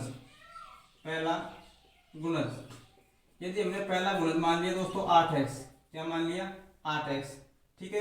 अर्थात x मानते तो 8x मान लिया, ठीक है। x 8 से गुणज का मतलब है कि जैसे हमने पहला गुणज क्या मान लिया दोस्तों, x मान लिया, ठीक है। उसी प्रकार दूसरा गुणज मान लिया हमने x प्लस 1, ठीक है। और तीसरा गुणज जैसे हमने पिछले क्वेश्चन में माना दोस्तों वैसे बता रहे हैं आपको उस तरीके से। तीसरा गुणज क्या मान लिया दोस्तों, x प्लस 2। हमने क्या मान लिया दोस्तों, 3 क्या मान लिया हमने, गुणज मान लिए, क्या मान लिए, गुणज। अब ये क्या है, 8 के गुणज है। पहले हमने जो क्वेश्चन था, ठीक है, कि 3 प्रथम जो पूर्णांक है उनका योग कितना दे रखा दोस्तों, 51 दे रखा था। उसी क्वेश्चन के आधार पर हमने इसको सोल्व किया है। तो माना पहला गुणज क्या मान लिया x, दूसरा क्या हुआ x प्लस 1, और तीसरा क्या हुआ x प्लस 2। अब ये क्या है, 8 के गुणज है तो इनको किससे गुणा करना पड़ेगा दोस्तों, 8 से। अगर ये 7 के गुणज होता है तो तीनों को किससे गुणा करना पड़ता है दोस्तों, 7 से। तो यहाँ पे देखिए दोस्तों 8 के गुणज है तो इसको 8 से गुणा कर दिया, 8 और 8, ठीक है। अब इनका जो योग है वो हमको दे रखा है 888। तो ध्यान रखना है आपको, 8 ठीक है, प्लस फिर x प्लस 1 है यहाँ पे, उसको किससे गुणा करना है 8 से, और x प्लस 2 को किससे गुणा करना है दोस्तों 8 से गुणा करना है, क्योंकि 8 की क्या है गुणज है, 8 की क्या है दोस्तों गुणज है। x plus 1 x plus 2 equal to 888, ठीक है। तो ये क्या है दोस्तों 8 की गुणज है, इसलिए सबको किससे गुणा कर दिया दोस्तों 8 से। अगर ये 2 के गुणज होते तो सबको किससे गुणा करते हैं दोस्तों 2 से। जिस संख्या के गुणज होते हैं ना उसमें उसका भाग तभी जाएगा जब वो इससे मल्टीप्लाई होगा। देखो 8x है तो 8x में 8 का भाग जब जाएगा जब 8 से गुणा होगा तभी तो 8 का भाग जाएगा, नहीं तो x में तो 8 का भाग जाता ही नहीं, ठीक है। अब क्या करेंगे दोस्तों इस समीकरण को हम सोल्व करेंगे। अब देखिए दोस्तों 8 को x से गुणा करेंगे कितना हो जाएगा 8x प्लस 8 को यहाँ पे x से गुणा करेंगे कितना हो जाएगा दोस्तों 8x, और 8 को 1 से गुणा करेंगे क्या हो जाएगा 8 एकम 8। फिर देखिए दोस्तों 8 को यहाँ पे वापस से x से गुणा करेंगे तो 8x प्लस 8 को 2 से गुणा करेंगे 8 दूनी 16 इक्वल टू 888, ठीक है। अब देखिए दोस्तों 8x और 8x कितना गए 24x हो गए, प्लस यहाँ पे देखिए दोस्तों 8 और 16 कितना हो गया 24 इक्वल टू 888। यहाँ पे देखिए 24x बराबर 888 में से कितना घटाएंगे दोस्तों 24 घटाएंगे तो x का मान कितना आ जाएगा, यहाँ पे घटाएंगे कितना 864 बचेगा, ठीक है। क्योंकि देखो 888 में से 24 कितना बच गया 864, 24 यहाँ पे गुणा में है तो कहाँ पे आ जाएगा दोस्तों बटे में आ जाएगा डिवाइड में। अब देखिए x बराबर x का मान निकालेंगे यहीं पे निकाल लीजिएगा। देखिए दोस्तों हम किससे काटेंगे, हम काटते हैं इसको 2 से काटते हैं, 2 एकम 2 और 2 दूनी 4, इसको काटेंगे तो 2 तिया 2 चक्कू 8, 2 तिया 6 और 2 दूनी 4। फिर वापस से हम इसको 2 से काटते हैं तो 2 छिंग 12, इसको वापस से 2 से काटते हैं तो देखो 2 दूनी 4, यहाँ पे 3 है तो 2 एकम 2, फिर यहाँ पे 1 बच जाएगा और 2 छिंग 12। फिर वापस हम इसको 6 से काटेंगे तो 6 एकम 6, यहाँ पे देखो 6 तिया 18, 3 बच जाएगा और 6 6 36। तो यहाँ पे x का मान कितना गया हमारे पास 36, x का मान कितना गया हमारे पास 36। अब देखिए दोस्तों यहाँ पे ध्यान देखिए x का मान हमारे पास आ गया 36, ठीक है। अब हमको निकालने क्या गुणज निकालने हैं, ठीक है। तो पहला गुणज क्या है हमारे पास 8x, क्या है 8x, अर्थात 8 गुणा x का मान कितना है यहाँ पे 36।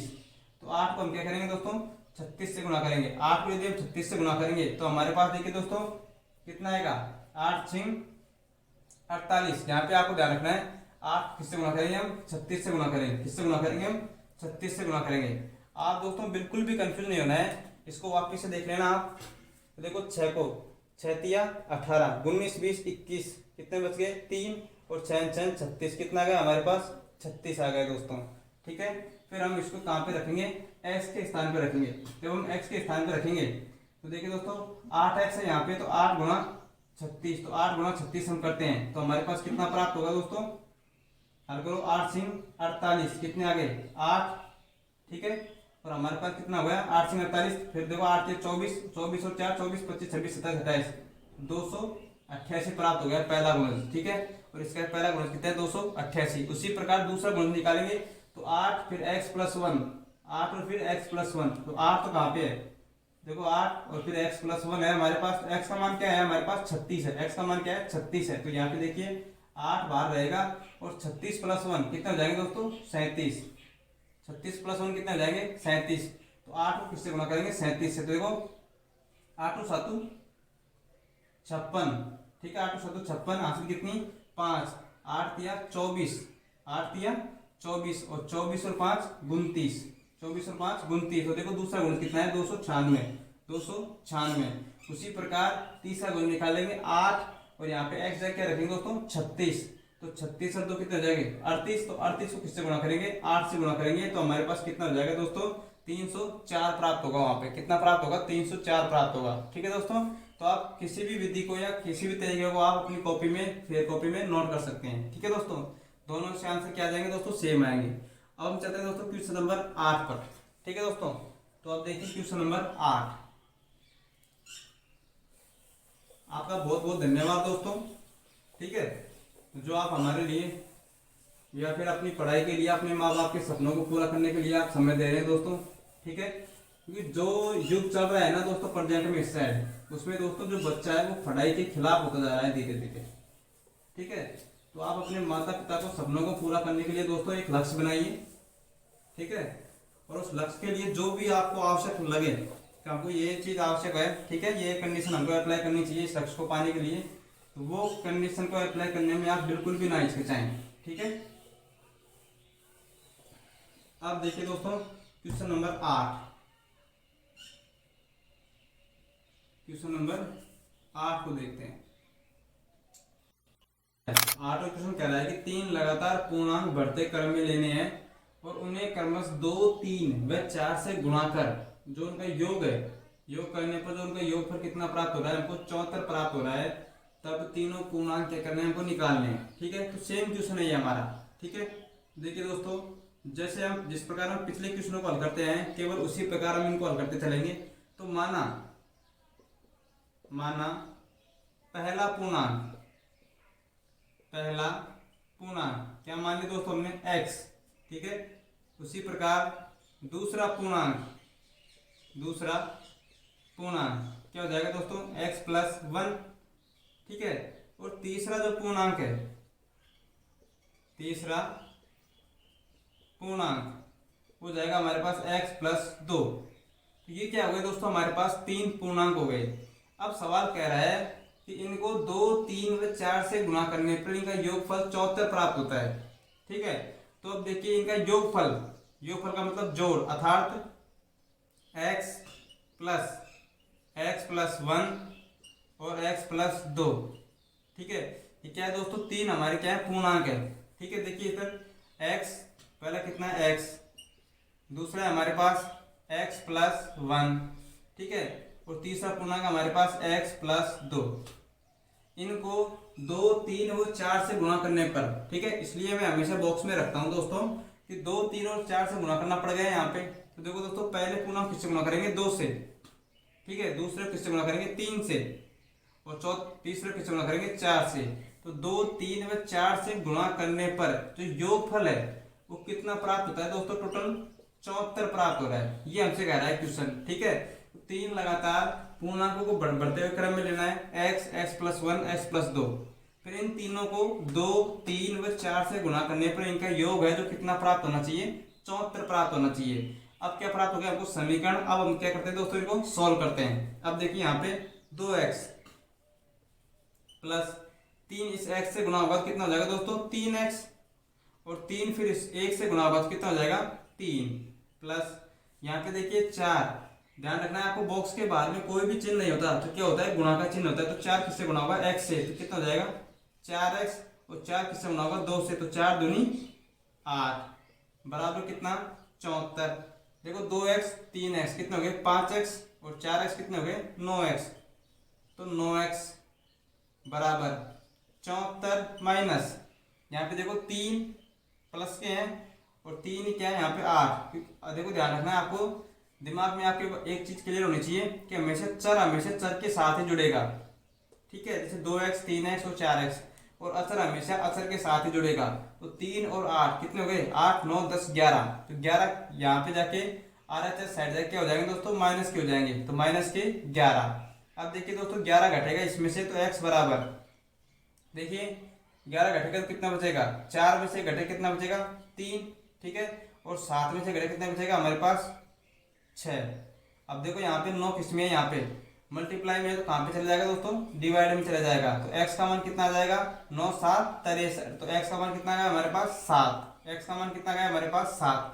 अब हमसे क्वेश्चन कह रहा है कि तीनों पूर्णांक ज्ञात कीजिए। केवल पूर्णांक निकलवा रहा है हमसे, ठीक है।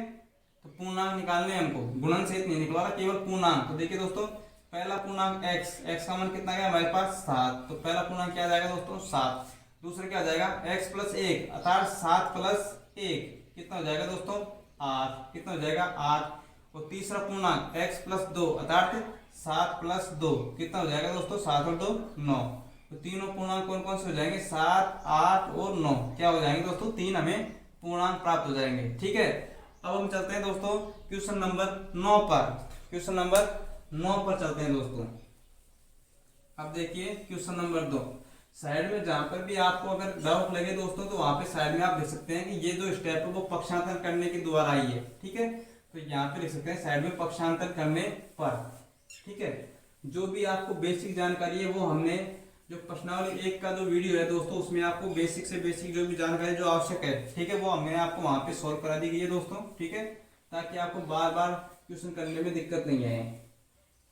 इसलिए हमारे डिस्क्रिप्शन में जाके आपको वीडियो जरूर देखना है दोस्तों, ठीक है, ताकि आपका बेस मजबूत हो जाए। अब देखिए दोस्तों क्वेश्चन नंबर 9 कि राहुल तथा हारून की वर्तमान आयु में अनुपात दे रखा है हमको 5:7 और 4 वर्ष बाद उनकी आयु का योग 56 वर्ष हो जाता है, तब उनकी वर्तमान आयु क्या है वो निकालनी है हमको, ठीक है। तो देखो इसको हल हम करते हैं। देखो किस प्रकार हल करेंगे हम, इसको समझिएगा आप कि उनकी आयु नहीं दे रखी है हमको, तो आयु क्या मानेंगे हम x। तब देखिए यहाँ पे राहुल की, दो व्यक्ति है यहाँ पे राहुल और हारून, तो राहुल की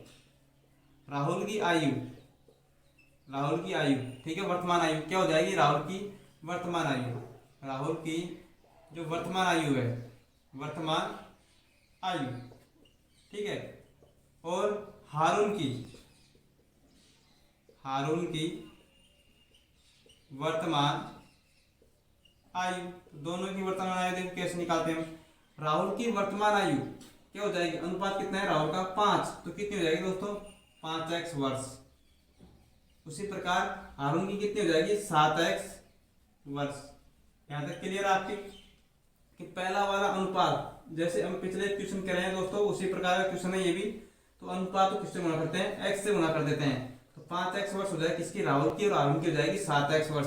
अब क्वेश्चन कह रहा है कि 4 वर्ष बाद, अर्थात 4 वर्ष बाद, तो दोनों की उम्र क्या बढ़ेगी दोस्तों, एक साथ बढ़ती है, ठीक है। सभी व्यक्तियों की जो उम्र होती है वो एक साथ बढ़ती है, ऐसे नहीं है कि कोई पहले बुढ़ा हो जाएगा और कोई जवान हो जाएगा, ठीक है दोस्तों। तो ध्यान रखना है 4 वर्ष बाद राहुल की वर्तमान आयु, 4 वर्ष बाद राहुल की जो वर्तमान आयु है तो क्या हो जाएगी दोस्तों 5x में कितना जुड़ जाएगा, 4 वर्ष जुड़ जाएगा। क्यों जुड़ा है, क्योंकि 4 वर्ष बाद कह रहा है, बाद प्लस होगा। अगर कहता पहले तो क्या होता है दोस्तों माइनस होता, ठीक है। तो 5x + 4 ये क्या हो जाएगा दोस्तों वर्ष। उसी प्रकार हारून की 4 वर्ष बाद लिखना है आपको, 4 वर्ष बाद हारून की वर्तमान आयु कितनी हो जाएगी दोस्तों 7x + 4 वर्ष। दोनों में क्या जुड़ जाएगा, 4 वर्ष जुड़ जाएगी, क्योंकि 4 वर्ष बाद की कह रहा है। यदि पहले की कहता है तो 4 वर्ष घट जाती है, ठीक है। अब कह रहा है कि दोनों का योग कितना है, 56 वर्ष है। कितना है दोनों का योग, 56 वर्ष है। 4 वर्ष बाद उनकी आयु का योग कितना हो जाता है, 56 वर्ष। तो ये दोनों का क्या करेंगे, योग करेंगे। अब देखिए 5x + 4, ठीक है, और 7x + 4, ठीक है। तो राहुल की वर्तमान आयु और हारून की वर्तमान आयु दोनों का जो योग है टोटल वो दे रखा है वो कितना, 56 वर्ष। कितना दे रखा है, 56 वर्ष। अब हम क्या करेंगे, इस इक्वेशन को, इस समीकरण को सॉल्व करेंगे। अब देखिए यहाँ पे 5x, तो 5x + 4 + 7x + 4 कितना योग है, 56 वर्ष। अब देखिए 5x और 4x, 5x और 7x कितना जाएगी, 7 और 5 12x, क्योंकि चर के साथ में जुड़ेगा और अचर के साथ में। तो 4 और 4 कितने हो गए, 8 और बराबर 56। हमको निकालना है किसका मान, x का मान। तो 12x बराबर 56 में से क्या हो जाएगा, -8 हो जाएंगे। क्यों हो जाएंगे, क्योंकि यहाँ पे प्लस का है और RHS साइड जाएगा, इक्वल के इस साइड RHS साइड जाएगा, तो प्लस की राशि किस में हो जाती है, माइनस में हो जाती है। तो देखो दोस्तों 12x बराबर 56 में से घटेगा 8, तो कितने बचेंगे हमारे पास, 48। कितने बचेंगे, 48, ठीक है। देखो 56 में से 8 घटे कितना बचेगा, 48 बचेगा। हमको निकालना x का मान, तो 48। अब 12 यहाँ पे गुने में, तो 12 कहाँ पे आ जाएगा, डिवाइड में आ जाएगा, बटे में, ठीक है। तो x का मान कितना आ जाएगा, 12 12 12 दूनी 24, 12 36 12 चक्कू 48। तो x का मान कितना आ जाएगा, 4। x का मान कितना आ जाएगा, 4। अब क्वेश्चन क्या कह रहा है हमसे, क्वेश्चन कह रहा है क्योंकि वर्तमान आयु निकालिए, x का मान 4 वर्ष आ गया, x का मान कितना आ गया, 4। अब देखिए राहुल की वर्तमान आयु कितनी थी हमारे पास, 5x। कितनी थी हमारे पास, 5x, 5, और x का मान कितना है हमारे पास, 4। तो 5 को 4 से गुणा करेंगे कितना आ जाएगा, 20 वर्ष, ठीक है। उसी प्रकार हारून की वर्तमान आयु निकालेंगे तो कितनी है, 7x। तो 7 तो है ही हमारे पास, और x का मान कितना है हमारे पास, 4। तो 7 × 4 = 28 वर्ष हो जाएगा, ठीक है दोस्तों। तो ये क्वेश्चन हमारा यहीं पे खत्म होता है। अब हम चलते हैं दोस्तों क्वेश्चन नंबर 10 पर। किस पे चलते हैं? क्वेश्चन नंबर 10 पे चलते हैं दोस्तों। तो बिना समय गवाए क्वेश्चन नंबर 10 पे चलते हैं। ठीक है, तो कंफ्यूज नहीं होना है आपको, बिल्कुल भी धैर्य बना के रखना है। ठीक है, यहाँ पे जब भी अनुपात वाला क्वेश्चन आए तो उसको हम x से गुणा कर देते हैं। ठीक है, यदि अनुपात नहीं दिया गया होता तो हम हमेशा x उस राशि को मानते हैं जिसके साथ में कुछ परिवर्तन हो रहा हो या फिर कुछ बदलाव हो रहा हो। ठीक है, और बाद में जो x का मान हमें जो प्राप्त होता है उसको हम जहां से हम शुरुआत करते हैं क्वेश्चन में मानते हैं वहां पे हम x का मान रखते हैं और हल को प्राप्त करते हैं। अब हम चलते हैं क्वेश्चन नंबर 10 पर। कि किसी कक्षा में बालक और बालिकाओं की संख्याओं में अनुपात दे रखे हमको 7:5। यदि बालकों की संख्या बालिकाओं की संख्या से 8 अधिक है तो कक्षा में कुल कितने विद्यार्थी हैं, ये हमको निकालने हैं। ठीक है, अब देखिए यहाँ पे आपको समझने की बात है, जो हम शुरुआत में करते आए हैं केवल वैसे ही करना है आपको। यहाँ पे हम x किसको माने, तो आपके दिमाग में एक लाइन आई होगी कि x हमेशा उस राशि को मानना है या फिर उस संख्या को मानना है जिसमें कुछ परिवर्तन या कुछ बदलाव हो रहा हो। ठीक है, अब देखिए यहाँ पे कह रहा है कि बालकों की संख्या, तो याद कीजिए आपको कि लंबाई चौड़ाई के दुगने से 2 अधिक है। उसी प्रकार बालकों की संख्या बालिकाओं की संख्या से 8 अधिक है। किससे अधिक है? बालिकाओं की संख्या से 8 अधिक है। तो आप बताओ हम x किसको माने? कमेंट्स में करें, कमेंट्स लिख के भेजें x किसको मानना है। x मानेंगे हम बालिकाओं की संख्याओं को। जैसे हमारे पास क्वेश्चन नंबर 2 में दी गई थी कि लंबाई है जो चौड़ाई के दुगने से 2 अधिक है। चौड़ाई के दुगने से 2 अधिक है तो हमने चौड़ाई को क्या माना था? x। उसी प्रकार यहाँ पे दे रखा है बालकों की संख्या बालिकाओं की संख्या से 8 अधिक है। किससे 8 अधिक है? बालिकाओं की संख्या से। लेकिन हमको बालिकाओं की संख्या नहीं दी गई है तो इसलिए हमने किसको माना है? x। बालिकाओं की संख्या को x मानना है तो माना बालिकाओं की संख्या, माना कक्षा में बालिकाओं की संख्या। तो बालिकाओं की संख्या हमने क्या मान ली? x। ठीक है, अब हमको बालकों की संख्या प्राप्त होगी कैसे? लेकिन अब यहाँ पे आपके के बाद ध्यान रखिए, उसके बारे में आप एक बार विस्तार से देखिए। तो बालिकाओं की संख्या क्या मानेंगे? हम x मानेंगे। ठीक है, अब यहाँ पे हमको अनुपात भी दे रखा है। क्या दे रखा है? कि बालक और बालिकाओं की संख्याओं का अनुपात। तो बालक का अनुपात कितना है? 7 और बालिकाओं कितना है? 5। तो यहाँ पे बालिकाओं की संख्या कितनी हो जाएगी? 5x। कितनी हो जाएगी? 5x। उसी प्रकार बालकों की संख्या, इसकी संख्या बालकों की संख्या और बालकों की जो संख्या है वो हमारे पास कितनी हो जाएगी? 7x। कितनी हो जाएगी? 7x, क्योंकि बालक का अनुपात कितना है? 7, तो 7x हो जाएगी। अब क्वेश्चन क्या कह रहा है हमसे? क्वेश्चन क्या कह रहा है कि यदि बालकों की संख्या बालिकाओं की संख्या से 8 अधिक है, 8 क्या है? अधिक है, तो पहले दोनों को हम एक साइड जमाएंगे। देखो यहाँ पे जमाएंगे हम बालकों की संख्या, बालकों की। ठीक है, और यहाँ पे जमाएंगे हम बालिकाओं की। कंफ्यूजन दूर करना अपना यहीं पे। तो देखो बालक कितने हैं? 7x और बालिकाएं कितनी है हमारे पास? 5x। अब क्वेश्चन कह रहा है कि बालकों की संख्या बालिकाओं की संख्या से 8 अधिक है। तो 8 अधिक क्या है? बालकों की संख्या अधिक है। किससे? बालिकाओं की संख्या से।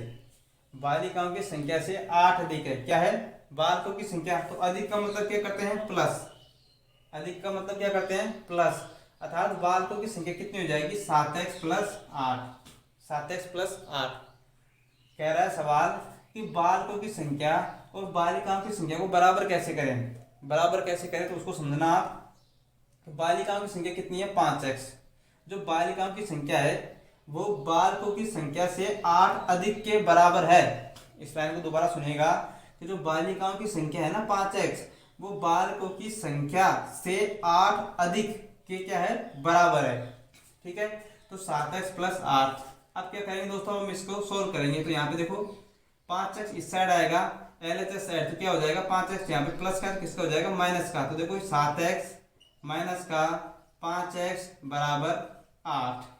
ठीक है, तो 7x में से 5x जाएगा, कितना बचेगा हमारे पास? 2x बराबर 8 और x का मान निकालेंगे तो 8/2 अर्थात कितना आ जाएगा हमारे पास? 4 आ जाएगा। कितना आ जाएगा? 4 आ जाएगा। ठीक है, अब देखिए दोस्तों हम निकालेंगे बालिकाओं की संख्या। x का मान कितना है हमारे पास? 4। तो बालिकाओं की संख्या कितनी आ जाएगी? 5 गुने में 4, कितना जाएगी? 20। तो क्या है? बालिकाएं। 20 क्या है? बालिकाएं हैं। और बालकों की संख्या कितनी है 7x प्लस 8, तो 7 x का मान कितना है हमारे पास 4, तो 7 गुना 4 और प्लस के 8, तो देखिए 7 चौक 28 और प्लस के 8, तो कितने हो जाएंगे हमारे पास 34, कितने जाएंगे सॉरी 36 हो जाएंगे, कितने जाएंगे हमारे पास 36। तो ध्यान रखना है आपको, 20 तो क्या है बालिकाएं हैं लड़कियां, और लड़के कितने हैं हमारे पास 36। ठीक है दोस्तों, तो कंफ्यूज नहीं होना है आपको यहाँ पे। अगर आपको कंफ्यूजन है तो वीडियो को वापस फिर से पीछे करके आप पुनः इसको समझ सकते हैं, ताकि आपको ऐसा लगेगा कि मैं ही आपको 2 बार समझा रहा हूँ। ठीक है, जितनी बार आप समझोगे उतनी बार आपको मेरे द्वारा ही समझाया गया है। ठीक है, अब देखिए दोस्तों क्वेश्चन नंबर 11 पे चलते हैं हम। क्वेश्चन नंबर 11, कंफ्यूज नहीं होना है। ठीक है, जो भी स्टेप आपको लगे कि ये स्टेप कहां से आ रही है तो उसको आप वापस से रिवाइज करके देख सकते हैं दोस्तों। आप देखिए आगे क्वेश्चन नंबर 11,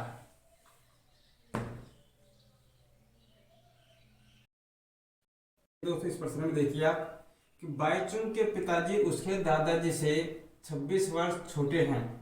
जो बाईचुंग के पिताजी हैं जो उसके दादाजी से क्या है दोस्तों 26 वर्ष छोटे हैं, और उससे किससे बाईचुंग से, और किससे बाईचुंग से 29 वर्ष क्या है बड़े हैं। तो उसके पिताजी हैं जो बाईचुंग से कितने वर्ष बड़े हैं 29 वर्ष बड़े हैं। यदि उन तीनों की आयु का जो योग दे रखा है हमको 135 वर्ष, तब उन तीनों की अलग अलग क्या निकालनी है दोस्तों आयु निकालनी है।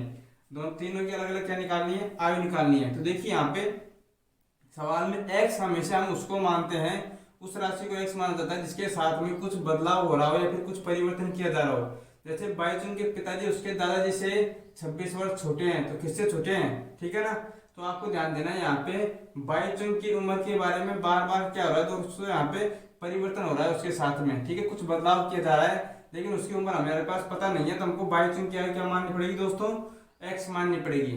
अब देखिए यहाँ पे हम शुरुआत करते हैं हल। ठीक है, तो माना माना माना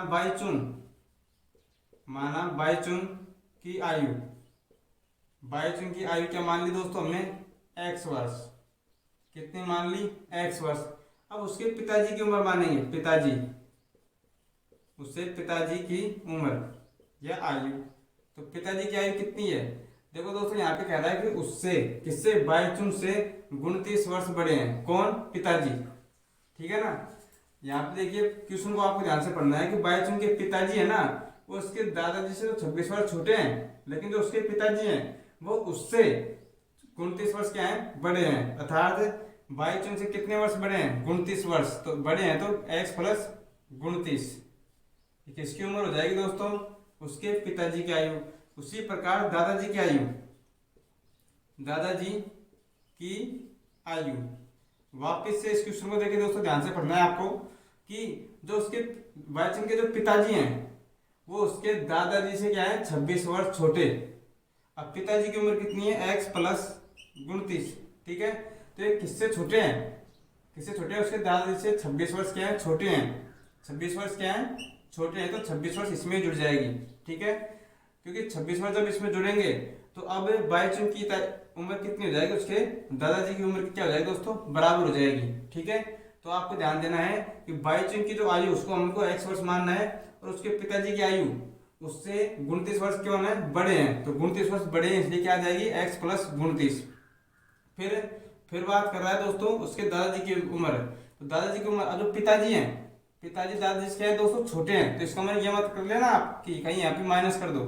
ठीक है, छोटे हैं लेकिन बाईचुंग से तो क्या है बड़े हैं ना, तो इसलिए हमेशा हमेशा प्लस लगेगा, यहाँ पे क्या लगेगा प्लस लगेगा। ठीक है, उसके दादाजी है ना जो उसकी उम्र है, दादाजी की जो उम्र है उससे 26 वर्ष क्या है कम है किसकी पिताजी की उम्र, लेकिन पिताजी से क्या है बड़े हैं, इसलिए यहाँ पे क्या लगेगा प्लस लगेगा।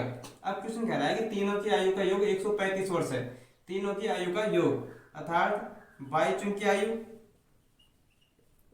बाईचुंग प्लस उसके पिताजी की उम्र, पिताजी की आयु, और उसके दादाजी की आयु, दादाजी की आयु, तीनों का जो योग है वो कितना दे रखा है हमको 135 वर्ष दे रखा है, कितना दे रखा है 135 वर्ष। ठीक है, अब इससे दोस्तों हमको क्या प्राप्त होगा एक समीकरण प्राप्त होगा। देखिए बाईचुंग की आयु कितनी है x वर्ष, तो x प्लस पिताजी की उम्र कितनी है, x प्लस 29, एक्स प्लस 29, और उसके दादाजी की उम्र है हमारे पास x प्लस कितनी हो जाएगी 29 और 26 कितनी हो जाएगी दोस्तों, x प्लस 55 वर्ष, कितनी हो जाएगी x प्लस 55 वर्ष।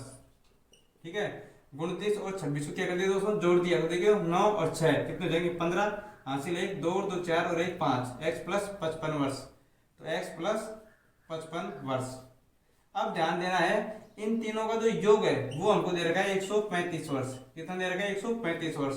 ध्यान रहे यदि इस क्वेश्चन में हमको अनुपात भी दिए गए होते, यदि इस क्वेश्चन में हमको बाईचुंग का और उसके पिताजी का और उसके दादाजी के यदि हमको अनुपात भी दे रखे होते तो हम क्या करते हैं, उसके अनुपातों को क्या करते दोस्तों, इनसे गुणा कर देते हैं, अनुपातों क्या कर देते हैं, इनसे क्या कर देते हैं, गुणा कर देते हैं, जो कि हम अगले आने वाले सवालों में इस प्रकार हल कर लेंगे। ठीक है, तो यहाँ पे हमको अनुपात नहीं दे रखे, तो यहाँ पे हमें क्या प्राप्त हो गया दोस्तों, एक समीकरण प्राप्त हो गया। अब हम इस समीकरण क्या करते हैं, सोल्व करते हैं। तो अब देखिए यहाँ पे x प्लस यहाँ पे x प्लस 29 ऐसे कैसे रहेगा, यहाँ पे देखिए दोस्तों x प्लस 55 और जो कितना है टोटल 135 वर्ष। अब देखिए यहाँ पे एक x और एक x, चलो को एक साइड करेंगे तो कितने हो जाएंगे 3x, कितने हो गए 3x प्लस और 29 और 55 तो 9 और 5 कितने हो जाएंगे 14, हासिल 1 2 और 5 कितने हो गए 7, 7 और 1 8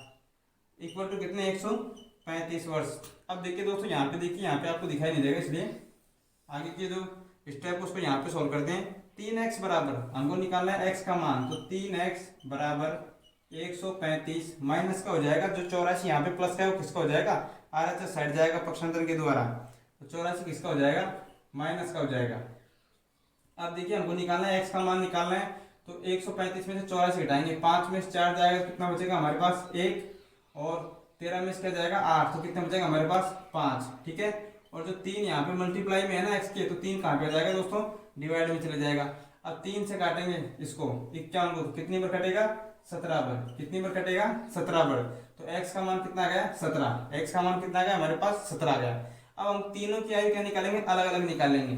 तो अब देखिए बाईचुंग की आयु, बाईचुंग की आयु, तो अब देखिएगा आप बाईचुंग की आयु को हमने क्या माना था x, तो x का मान कितना आ गया 17 वर्ष, तो बाईचुंग की आयु कितनी है दोस्तों 17 वर्ष। यदि हम उसके पिताजी की उम्र के बारे में बात करें, पिताजी की आयु, तो पिताजी की आयु कितनी है x प्लस 29, x प्लस 29 और x का मान कितना है हमारे पास 17, अर्थात 17 प्लस 29 तो कितने हो जाएगी 9 और 7 कितने 16, हासिल 1 2 1 3 और 1 4, 46 वर्ष हो जाएगी उसके पिताजी की आयु। और दादाजी की उम्र के बारे में बात करें, दादाजी की आयु क्या हो जाएगी, दादाजी की आयु कितनी है x प्लस 55 वर्ष, अर्थात x प्लस 55 वर्ष।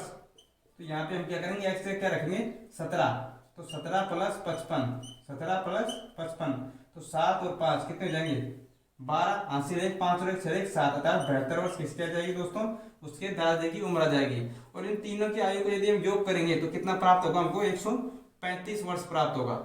ठीक है दोस्तों, अब हम बढ़ते हैं क्वेश्चन नंबर 12 पर। अब देखिए दोस्तों क्वेश्चन नंबर 12, ठीक है, अब देखिए दोस्तों क्वेश्चन नंबर 12 के बारे में हम चर्चा करते हैं। ये क्वेश्चन काफी इंपोर्टेंट है। ठीक है, स्कूल में जब भी शिक्षा दी जाती है तो इस क्वेश्चन को कई बार टेस्ट में आपको देखने को मिलेगा। अब देखिए दोस्तों क्वेश्चन नंबर 12 के बारे में हम विस्तार से चर्चा करेंगे। तो क्वेश्चन नंबर 12 यहाँ पे आपको ध्यान देना है, क्वेश्चन नंबर 12 क्या कह रहा है, क्वेश्चन नंबर 12 और 13 दोनों को एक साथ पढ़ेंगे दोस्तों, छोटे क्वेश्चन है और आसान क्वेश्चन है। ठीक है, तो क्वेश्चन नंबर 12 कह रहा है कि 15 वर्ष बाद रवि की आयु उसकी वर्तमान आयु से 4 गुनी हो जाएगी, तब रवि की वर्तमान आयु ज्ञात करो। ठीक है, तो आपको यहाँ पे ये बात ध्यान देनी है कि यहाँ पे किसके साथ में बदलाव हो रहा है और किसको हमको x मानना है। तो देखिए दोस्तों 15 वर्ष बाद रवि की आयु उसकी वर्तमान आयु से 4 गुनी हो जाएगी। किसकी 4 गुनी हो रही है, ठीक है, किसकी 2 गुनी हो रही है। हमने शुरुआत में दूसरा प्रश्न पढ़ा था, आपको याद होगा कि आयताकार तरल तार की जो लंबाई है जो उसकी चौड़ाई के दुगने से 2 अधिक है, चौड़ाई के दुगने से, किसके दुगने से, चौड़ाई के दुगने से 2 अधिक है, तो चौड़ाई को हमने क्या माना था दोस्तों x माना था। ठीक है, तो यहाँ पे आपको ध्यान रखना है कि माना उसकी वर्तमान आयु वर्तमान आयु से 4 गुनी हो जाएगी। किससे 4 गुनी हो रही है? वर्तमान आयु से। तो वर्तमान आयु क्या मानना पड़ेगा दोस्तों? हमको x मानना पड़ेगा। ठीक है, तो अब देखिए यहाँ पे माना माना रवि की माना रवि की वर्तमान आयु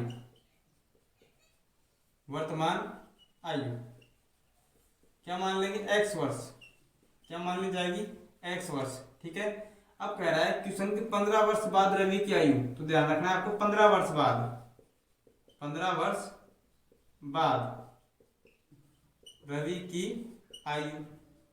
तो आप बताइए 15 वर्ष बाद रवि की आयु कितनी हो जाएगी? x प्लस 15 वर्ष हो जाएगी। 15 वर्ष बाद 15 वर्ष बढ़ जाएंगे, और 15 वर्ष पहले की क्या था? तो x माइनस 15 वर्ष।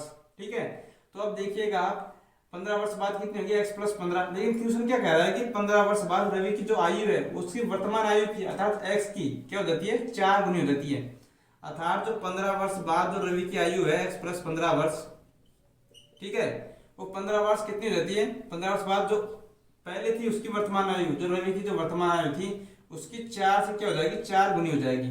ऐसे कह रहा है क्वेश्चन कि 15 वर्ष बाद जो रवि की आयु कितनी है? x प्लस 15, जो कि वर्तमान आयु अर्थात x की क्या हो जाती है? 4 गुनी हो जाती है, अर्थात 4 से गुणा हो जाती है। ठीक है, 4 गुनी हो जाएगी। अब क्या करेंगे? समीकरण बन गया। अब हम क्या करते हैं? इसको सॉल्व करते हैं। तो अब देखिए यहाँ पे x प्लस 15 बराबर 4x। ठीक है, x का क्या करेंगे? हम पक्षांतर करेंगे RHS साइड, तो 4x में से x घट जाएगा। 4x में से क्या होगा दोस्तों? x घट जाएगा। देखिए दोस्तों 15 बराबर 4x माइनस x, तो यहाँ पे कितना बचेगा हमारे पास? 3x बराबर 15। हमको निकालना x का मान, तो 15 बटे 3 से काटेंगे हम, तो 3 पंजो 15, कितने आ जाएगी? 5 वर्ष। अर्थात जो रवि की जो वर्तमान आयु वो कितनी थी? 5 वर्ष थी, क्योंकि x का मान वर्तमान आयु हमने x माना था, तो x का मान कितना आ गया? 5। तो वर्तमान आयु कितनी है दोस्तों? x वर्ष हो जाएगी, 5 वर्ष हो जाएगी। ठीक है, वर्तमान आयु पूछ रहा है। अगर एक बोलता हमसे कि 15 वर्ष बाद कितनी हो जाएगी, तो 4x हो जाती, और 4 को 5 से गुणा कर देता, कितनी हो जाती? 20 वर्ष आ जाता आंसर। ठीक है, लेकिन हमसे केवल रवि की वर्तमान आयु पूछा है, जो कि x का मान x माना है हमने। ठीक है, अब देखिए क्वेश्चन नंबर 13। क्वेश्चन नंबर 13 क्या कह रहा है उसको ध्यान से पढ़ना है पहले हमको, कि एक परिमेय संख्या। तो परिमेय संख्या, इसके बारे में हमने जो प्रश्न नंबर 1 थी उसके वीडियो में, शुरुआत के वीडियो में हमने आपको विस्तार से बता रखा है। परिमेय संख्या क्या होती है? वह प्राकृत संख्या जिसको हम p बटा q के रूप में तो लिख सकते हैं, लेकिन वहां पे q के स्थान पर अर्थात अंश बटे हर के तो रूप में लिख सकते हैं, लेकिन हर के स्थान पर 0 नहीं होना चाहिए। क्योंकि किसी भी हर के स्थान पर यदि 0 होता है, तो 0 का किसी में हम भाग देते हैं दोस्तों, किसी भी संख्या में यदि हम 0 का भाग देंगे तो हमारे पास क्या प्राप्त होता है? इनफाइनाइट प्राप्त होता है। क्या प्राप्त होता है? इनफाइनाइट प्राप्त होता है, अनंत प्राप्त होता है। ठीक है, अब ध्यान रखना है आपको, एक परिमेय संख्या को 5/2 से गुणा कर 5/2 से गुणा कर 2/3 जोड़ने पर हमको माइनस के 7/12 प्राप्त होता है। तो वह परिमेय संख्या क्या होगी? ठीक है, अब माना कोई परिमेय संख्या मान लेंगे हम x, माना कोई परिमेय संख्या, क्या मान लेंगे हम? x है। ठीक है, अब क्वेश्चन क्या कह रहा है? जैसे जैसे क्वेश्चन कह रहा है उस प्रकार हमको सॉल्व करना है कि x में परिमेय संख्या को 5/2 से क्या करना है? गुणा करना है। तो x को किससे गुणा करना है दोस्तों? 5/2 से क्या करना है? गुणा, और गुणा कर इसमें क्या करना है दोस्तों? हमको 2/3 जोड़ना है। क्या करना है? 2/3 क्या करना है? हमको जोड़ना है, 2/3 जोड़ दिया, और जोड़ने के बाद में हमको क्या प्राप्त हो रहा है? माइनस के 7/12 प्राप्त हो रहा है। क्या प्राप्त हो रहा है? माइनस के 7/12 प्राप्त हो रहा है। अब क्या करेंगे? हम इसको सॉल्व करेंगे। देखो x को 5 से गुणा करेंगे, कितना आ जाएगा हमारे पास? 5x/2। ठीक है, 5x/2 प्लस यहाँ पे 2/3 और इक्वल टू माइनस के 7/12। अब जो बचे स्टेप उसको हम यहाँ पे सॉल्व करते हैं, आपको यहाँ पे नीचे दिखेगा नहीं। अब देखिए दोस्तों हमारे पास आया 5x/2, तो 5x/2 इक्वल टू जो माइनस का 7/12 है वो तो यहाँ पे ऐसे कैसे रहेगा? यहाँ पे देखिए दोस्तों प्लस का 2/3 है, वो RHS साइड जाएगा, तो किसका हो जाएगा? माइनस का 2/3। ठीक है, अब क्या करेंगे? हम एलसीएम लेंगे। यहाँ पे क्या लेंगे? एलसीएम। तो देखिए दोस्तों 5x/2 इक्वल टू, यहाँ से एलसीएम लेंगे तो यहाँ पे एलसीएम कितना आ जाएगा? 12, क्योंकि 12 ऐसी संख्या है जिसमें 12 का ही भाग जा रहा है और 3 का ही भाग जा रहा है। तो 12 का 12 में भाग देंगे, 1 बढ़ जाएगा, 1 को 7 से गुणा करेंगे तो माइनस के 7 ऐसे कैसे? फिर यहाँ पे माइनस का चिन्ह है, तो यहाँ पे क्या आएगा दोस्तों? माइनस का चिन्ह आएगा। फिर 12 में 3 का भाग देंगे, 3 चक्कू 12, 4 बार, और 4 को 2 से गुणा करेंगे कितना हो जाएगा 8। ठीक है, अब हमको मान किसका निकालना है, x का। तो यहाँ पे ध्यान रखना है आपको 5x बटे 2 बराबर माइनस के 7 और माइनस के 8, तो कितने हो जाएंगे माइनस के 15, और बटे में कितने हैं 12। अब देखिए दोस्तों यहाँ पे देखिए आप, यहाँ पे हमारे पास प्राप्त होगी स्टेप 5x बटे 2 इक्वल टू माइनस के 15 बटे 12। ठीक है, अब हमको निकालना है x का मान। किसका मान निकालना है, x का मान। तो माइनस के 15 बटे 12 तो हमारे पास पहले से ही है। अब देखिए दोस्तों जो बटे में है 2, जो बटे में राशि है वो कहाँ पे चली जाती है, मल्टीप्लाई में। कहाँ पे चली जाती है, मल्टीप्लाई में, RHS साइड जाएगी जब। ठीक है, और जो मल्टीप्लाई में है 5, जो मल्टीप्लाई में वो कहाँ पे चले जाएगा, डिवाइड में चला जाता है। कहाँ पे चला जाता है, भाग में चला जाता है। ठीक है, अब हमको निकालना है दोस्तों x का मान। 5 से काटेंगे 5 एकम 5 और 5 तिया 15, 2 से काटेंगे 2 एकम 2 और 2 छिंग 12, ऊपर देखो 3 से काटेंगे 3 एकम 3 और यहाँ पे 3 दूनी 6, तो हमारे पास प्राप्त हो जाएगा दोस्तों माइनस का 1/2, माइनस का 1/2 प्राप्त होगा। ठीक है, अब देखिए दोस्तों तो माइनस का 1/2 एक ऐसी परिमेय संख्या है जिसको 5/2 से गुणा करेंगे। ठीक है, और उसमें 2/3 जोड़ेंगे ना, तो हमको क्या प्राप्त होती है, माइनस के 7/12 प्राप्त होती है। ठीक है दोस्तों, तो हमारा 12 और 13वां क्वेश्चन यहाँ तक खत्म हो जाता है। अब हम पढ़ते हैं दोस्तों क्वेश्चन नंबर 14 के बारे में। क्वेश्चन नंबर 14 के बारे में पढ़ेंगे दोस्तों। ठीक है, तो आपको यहीं तक आंसर ही है ना। क्वेश्चन नंबर 14, जहां पर भी आपको लगे कि कुछ डाउट है तो वीडियो को पीछे करके देख लीजिएगा दोस्त, तो आपको ऐसा लगेगा कि मैं ही आपको बार बार समझा रहा हूं। ठीक है, तो वापिस समझाने की क्या आवश्यकता नहीं पड़ेगी। तो अब देखिए दोस्तों क्वेश्चन नंबर 14, क्वेश्चन नंबर 14। ठीक है, क्वेश्चन नंबर देखिए दोस्तों 14, 15, 16 तीनों ही क्या है, बहुत इंपॉर्टेंट है एग्जाम की दृष्टि से। तो क्वेश्चन नंबर 14 देखिए दोस्तों, क्वेश्चन क्या कह रहा है हमारे पास, 14 क्वेश्चन कह रहा है कि लक्ष्मी एक बैंक में खजांची है, अर्थात क्या है, मैनेजर है।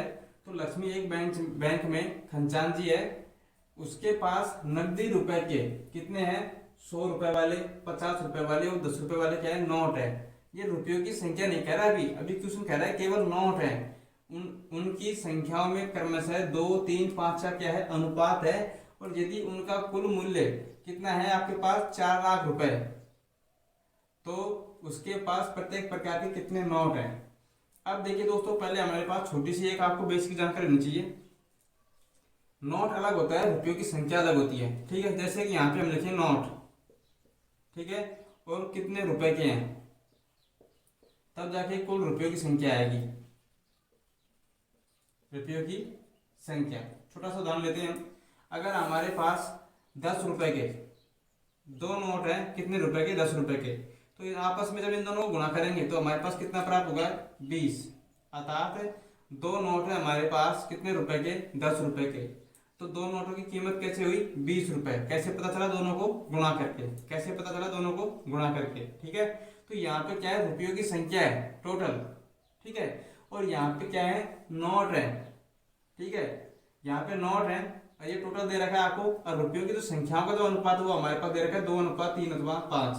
अर्थात जो रुपए वाले हैं वो इन अनुपातों से जब गुणा हो गए ना, तब जाके किस में बदलेंगे दोस्तों, रुपयों में बदलेंगे। ठीक है, अब हम ट्यूशन करेंगे ना तब आपको भली बात ही समझ में आएगा। अब देखिए दोस्तों क्वेश्चन को सॉल्व करते हैं हम। ठीक है, तो हल करेंगे शुरुआत में। क्वेश्चन क्या कह रहा है, लक्ष्मी एक बैंक में खजांची है, उसके पास नकदी रुपए के 100 रुपए वाले, 50 रुपए वाले, 10 रुपए वाले क्या है, नोट है। ठीक है, तब हम शुरुआत में मानेंगे, माना लक्ष्मी के पास, ठीक है, 100 रुपए वाले, 100 रुपए वाले नोटों की संख्या आपको दे रखी है। ठीक है, अनुपात में दे रखा है 2x। ठीक है, तो आपको ध्यान रखना है 100 रुपए वाले नोटों की संख्या, 100 रुपए वाले नोटों की संख्या। ठीक है, तो कितनी हो जाएगी हमारे पास, 2x। उसी प्रकार आपको मानना है कि 50 रुपए वाले नोटों की संख्या।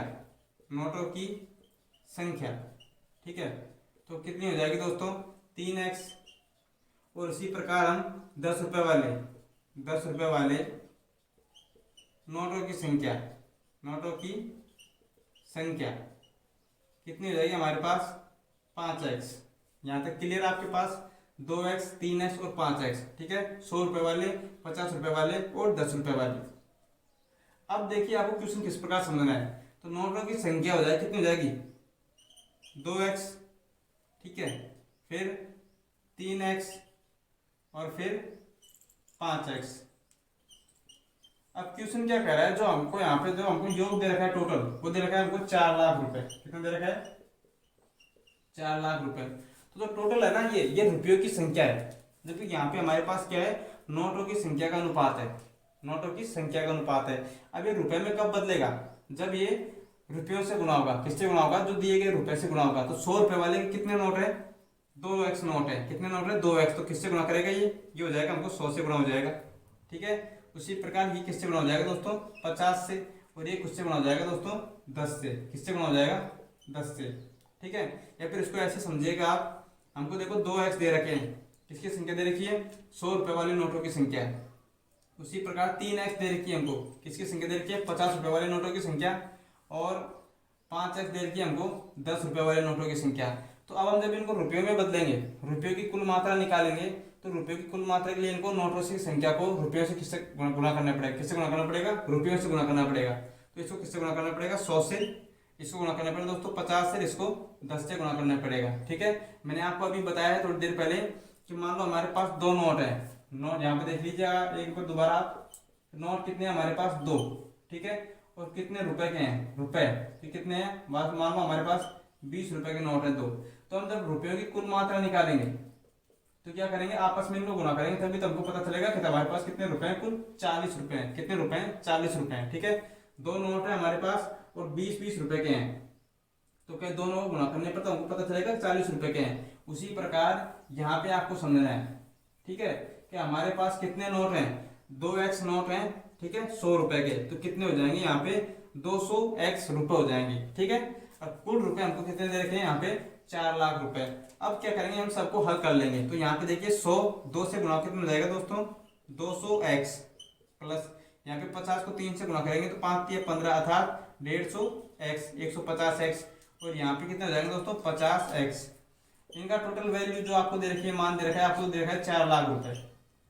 अब देखिए दोस्तों 200x और 50 और ये 50 100 हो जाएगा, 100 ये 150 और 50 कितने हो जाएंगे दोस्तों 200 200 ये 200 ये कितने हो जाएंगे 400, अर्थात 400x। इसका मान कितना है दोस्तों 4 लाख के इक्वल दे रखा है। अब हमको निकालना है x का मान। जब हम x का मान निकालेंगे तो 4 लाख, इसमें किसका भाग लग जाएगा दोस्तों 400 का। तो देखो 2 जीरो से 2 जीरो कट जाएंगे और 4 से 4 कट जाएगा, तो हमारे पास कितना प्राप्त होगा दोस्तों, x का मान प्राप्त होगा हमको 1000। x का मान कितना प्राप्त होगा दोस्तों, यहाँ पे लिखते हैं x का मान बराबर कितना प्राप्त होगा हमको 1000। अब जो x का मान प्राप्त हुआ है ना, वो क्या है दोस्तों नोटों की संख्या। अब हमको निकालना है दोस्तों उसके प्रकार अलग अलग कितने प्रकार के क्या है नोट है, अलग अलग कितने प्रकार के नोट है। तो हम निकालेंगे 100 रुपए वाले नोटों की संख्या, 100 रुपए वाले नोटों की संख्या। तो कितनी है हमारे पास 2x, कितनी है 2x, x का मान कितना है हमारे पास 1000, तो 2 गुना 1000 कितना हो जाएगा दोस्तों 2000। तो 2000 क्या है उसके पास नोट है, कितने रुपए के 100 रुपए वाले, ठीक है। उसी प्रकार हम 50 रुपए वाले नोटों की संख्या निकालेंगे, 50 रुपए वाले नोटों की संख्या निकालेंगे, तो कितनी है हमारे पास 3x, कितनी है 3x, और x का मान कितना है हमारे पास 1000, तो 3 गुना 1000 कितने हो जाएंगे दोस्तों 3000, कितने हो जाएंगे 3000। उसी प्रकार 10 रुपए वाले नोटों की संख्या कितनी है 5x, 10 रुपए वाले नोटों की संख्या कितनी है दोस्तों 5x, तो हम x का मान निकालेंगे 5 गुना 1000, तो कितने हो जाएंगे दोस्तों 5000। अब जो ये हमको जो राशि दी गई है दोस्तों, ये हमको नोटों की संख्या, यहीं तक आपके आंसर है कि उसके पास कितने प्रकार के नोट हैं। तो कितने प्रकार के नोट हैं 2000 3000 और 5000 वाले नोट हैं, ठीक है। तो हमको यहाँ पे तीनों क्या प्राप्त होगी दोस्तों नोटों की संख्या प्राप्त हुई है। लेकिन यदि आपको आंसर की जांच करनी हो, यदि आपको आंसर की जांच करनी हो दोस्तों, तो एक बार यहाँ पे आप ध्यान बनाए रखें। देखिए दोस्तों 100 रुपए वाले जो नोट है उनकी संख्या है 2000, कितनी है 2000, ठीक है। उसी प्रकार 50 रुपए की कितनी संख्या है दोस्तों 3000, और उसी प्रकार 10 रुपए वाले नोटों की संख्या कितनी है दोस्तों 5000, कितनी है 5000, ठीक है। ये हमको नोटों की क्या दे रखी है संख्या। अभी हमारे पास यहाँ पे रुपयों की मात्रा नहीं है, आंसर तो आपका दोस्तों यहीं पे सोल्व हो गया, ठीक है क्वेश्चन। लेकिन आपको बेसिक नॉलेज के लिए बता रहे हैं कि 2000 रुपए के कितने नोट है दोस्तों, 100 रुपए के, 100 रुपए के कितने नोट है, 2000 नोट है, ठीक है। तो कुल रुपए की मात्रा के लिए इसको किससे गुना करना पड़ेगा दोस्तों, 100 से, ठीक है। और 3000 नोट है कितने, 50-50 रुपए के, तो इसको किससे गुना करना पड़ेगा दोस्तों, 50 से। वह उसी प्रकार 10-10 रुपए वाले नोट कितने हैं, 5000 है ना, तो रुपयों की मात्रा के लिए इसको किससे गुना करना पड़ेगा दोस्तों, 10 से गुना करना पड़ेगा। अब जब हम इनका टोटल योग करेंगे तब हमारे पास 4 लाख रुपए प्राप्त होंगे, ठीक है दोस्तों। चाहे आप सॉल्व करके देख लीजिएगा दोस्तों।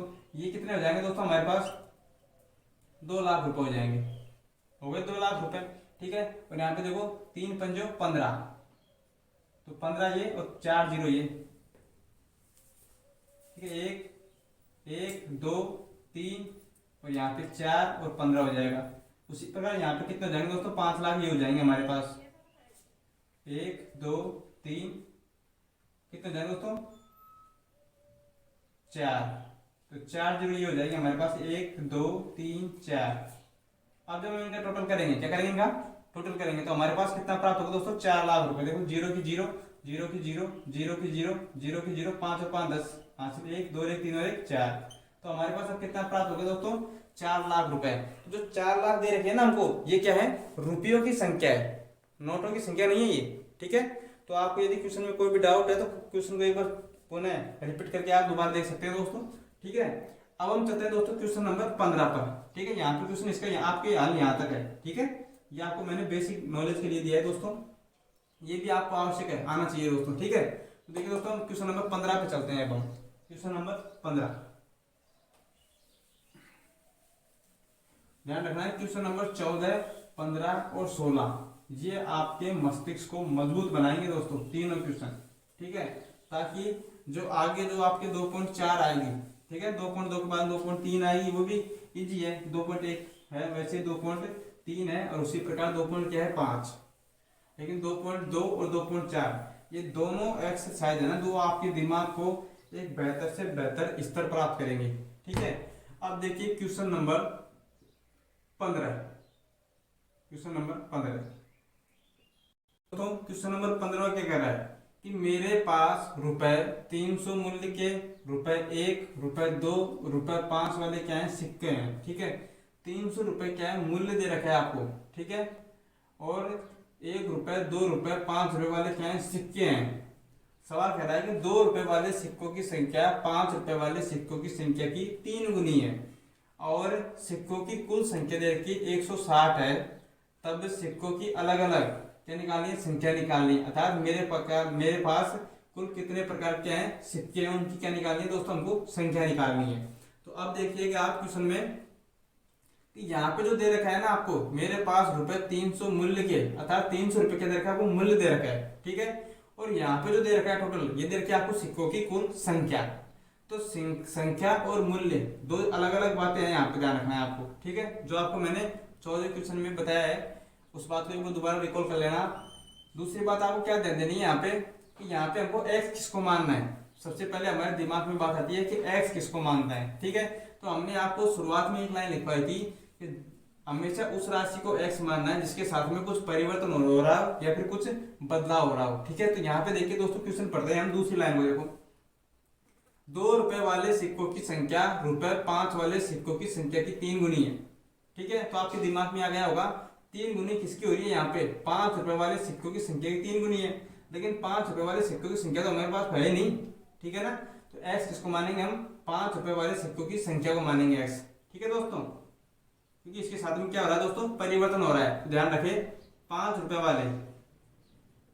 रुपए वाले सिक्कों की संख्या, 5 रुपए वाले सिक्कों की संख्या क्या मानेंगे दोस्तों, x, ठीक है।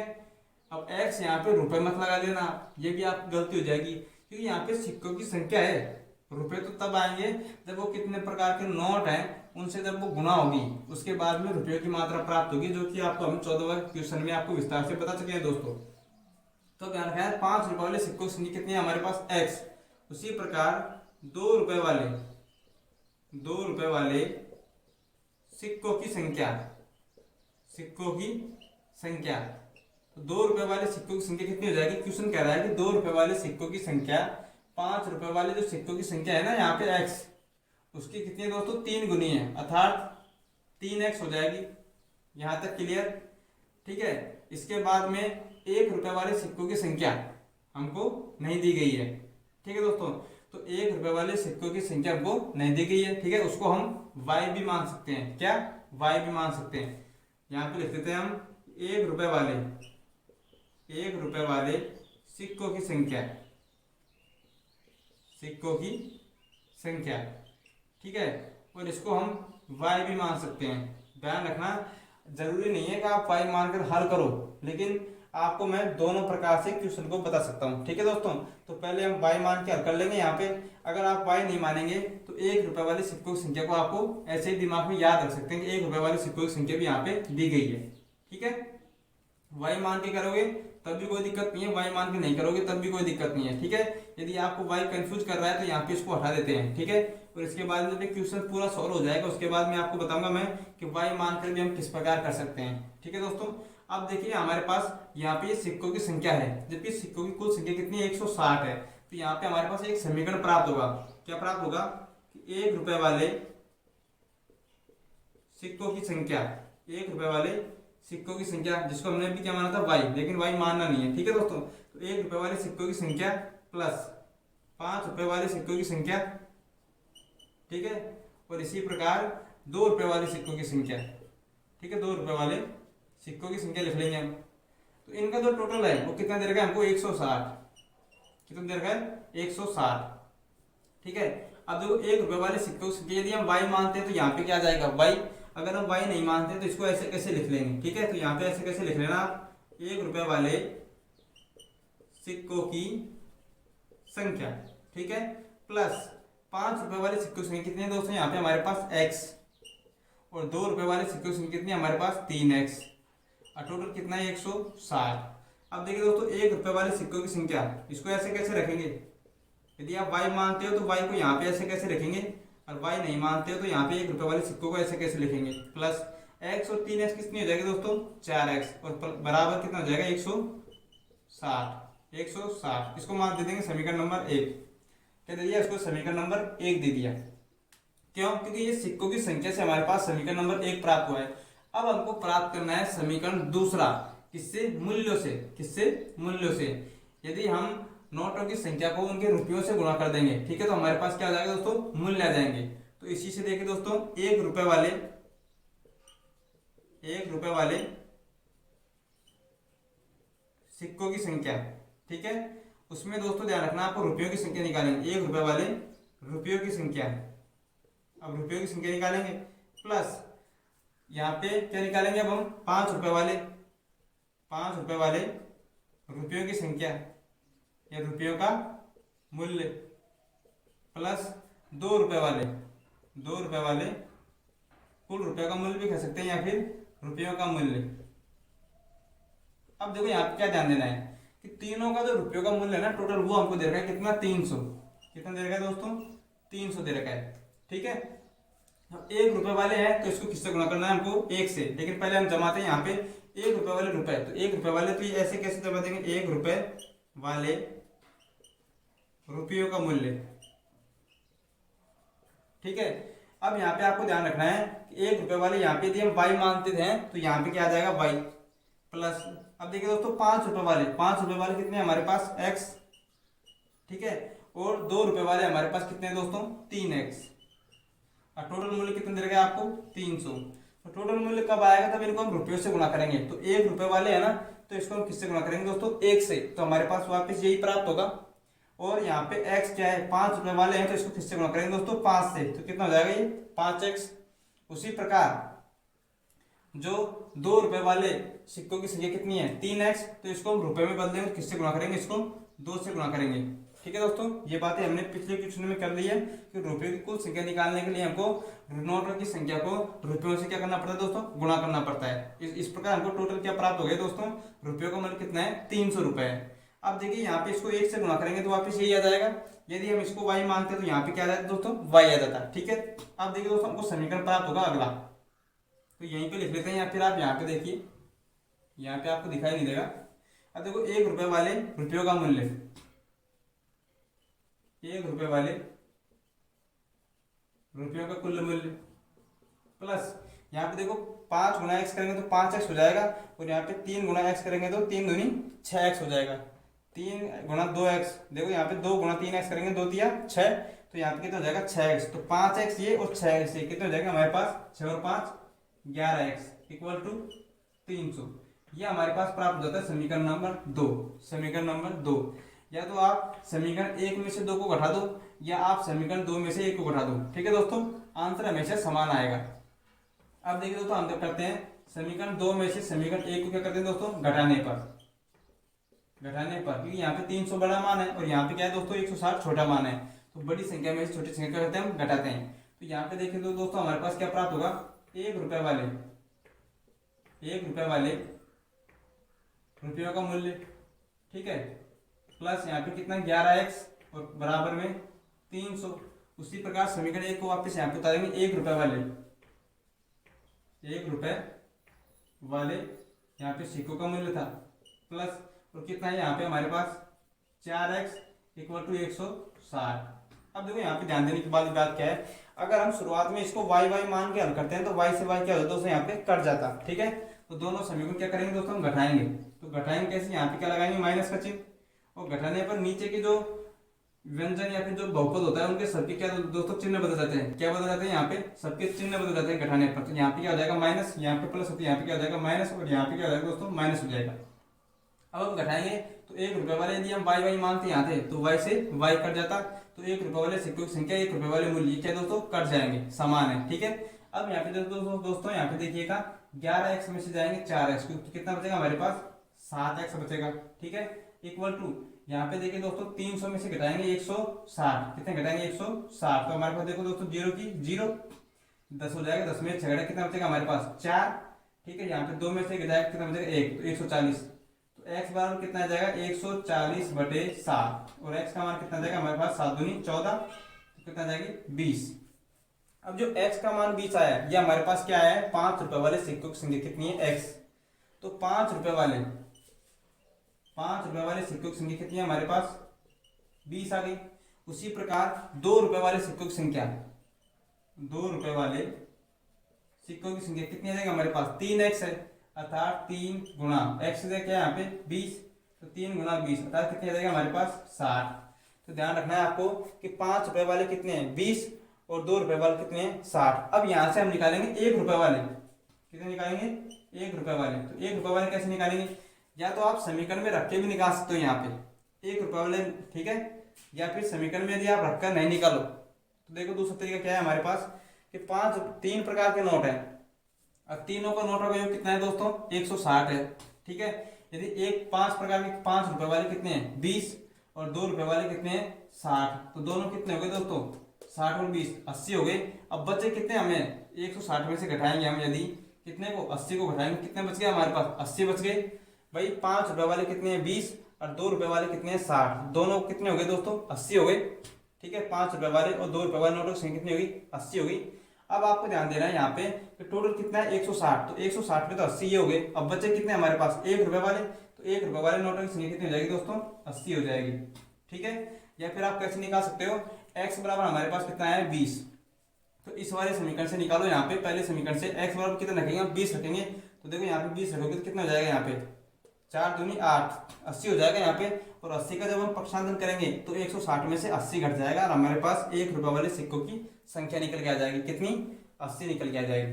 ठीक है दोस्तों, तो यहाँ पे अब हमारा नंबर क्वेश्चन नंबर कौन सा होगा दोस्तों 15। अब हम चलते हैं दोस्तों क्वेश्चन नंबर 16 पर। ठीक है, इस क्वेश्चन को आप 2 बार रिपोर्ट कीजिएगा दोस्तों, ठीक है, ताकि आपके बेहतर तरीके से समझ में आए। ठीक है, और एक बार इसको बिना देखे स्वयं भी करने की कोशिश करें। ठीक है दोस्तों, बहुत इंपॉर्टेंट क्वेश्चन है ये। अब देखिए दोस्तों क्वेश्चन नंबर 16 पर, क्वेश्चन नंबर 16। ठीक है, आपको मैं फिर बता रहा हूं क्वेश्चन नंबर 14, 15, 16 ये आपके दिमाग को दोस्तों मजबूत बनाएंगे। यदि आपने इन क्वेश्चनों को समझ लिया तो आपसे 2.4 जो एक्सरसाइज है, ठीक है, वो इजी तरीके से सॉल्व हो जाएगी। नहीं तो वहां पे आपको बहुत ही प्रॉब्लम का सामना करना पड़ेगा दोस्तों। ठीक है, तो अपने मस्तिष्क को मजबूत बनाएं। Question number 16।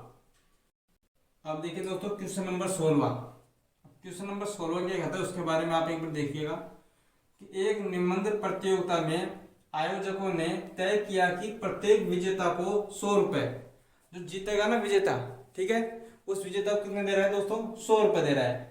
और विजेता को छोड़कर प्रत्येक प्रतिभागी को, अर्थात भाग लेने वाले को, जो विजेता नहीं हार गया लेकिन हारने वाले को भी खुश करने के लिए 25 रुपए, देखिए मिठाई, ठीक है, 25 रुपए पुरस्कार के रूप में दिए जाएंगे।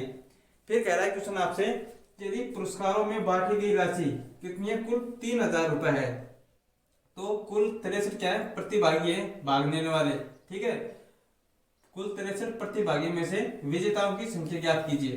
तो यहाँ पे दोस्तों हमको दुगना तिगुना कुछ दिया गया नहीं है, ठीक है, तो एक्स किसको मानेंगे, तो यहाँ पे देखो दोस्तों आपसे पूछ रहा है कि विजेताओं की संख्या ज्ञात कीजिए, तो विजेताओं क्या मानना पड़ेगा दोस्तों, एक्स मानना पड़ेगा, क्या मानना पड़ेगा, एक्स मानना पड़ेगा। तो अब देखिए दोस्तों क्वेश्चन को हम सॉल्व करते हैं यहाँ पे हल। तो माना विजेताओं की संख्या, माना विजेताओं की संख्या, तो माना विजेताओं की संख्या कितनी मान ली हमने, एक्स, ठीक है। अब देखिए कुल क्या है, कुल प्रतिभागी कितने हैं, 63, कुल कितने हैं, 63, ठीक है। तो विजेता को छोड़कर प्रत्येक प्रतिभागी को, विजेता को छोड़कर प्रत्येक जो प्रतिभागी है, ठीक है, उनको कितने दे रहा है, वो 25 रुपए दे रखा है, ठीक है। तो यहाँ पे आपको लिखना है कि विजेताओं को छोड़कर, विजेताओं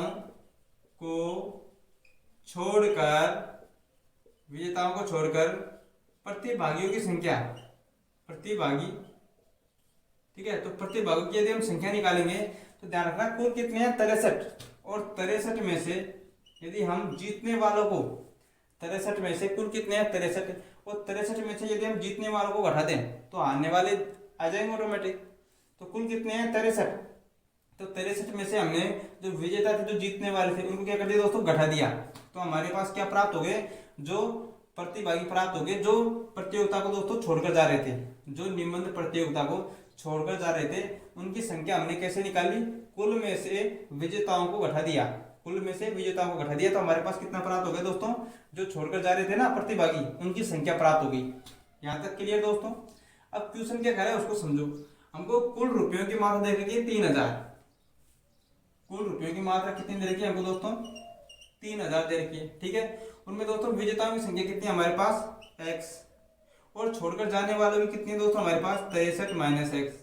यहाँ तक आपको कोई दिक्कत नहीं होगा, ठीक है। इनका टोटल भी हमको कितना दे रखा है, 3000, लेकिन जो 3000 है ना वो रुपयों की मात्रा दे रखी है। किसकी मात्रा दे रखी है दोस्तों, रुपयों की मात्रा। तो आपको हमने अब तक जो बताया दोस्तों वो आखिरी सवाल है, 16वां सवाल। तो इसमें आपको ध्यान रखना है x, अब आप बताइएगा कि x किससे गुणा होगा। x देखो विजेता कितने दे रखा है, प्रत्येक विजेता को 100 रुपए, तो x किससे गुणा होगा दोस्तों, 100 से, ठीक है। और प्रत्येक विजेता को छोड़कर जाने वाले जो प्रतिभागी है उनको कितने दे रखा है दोस्तों, पुरस्कार के रूप में 25 रुपए दिए जा रहे हैं।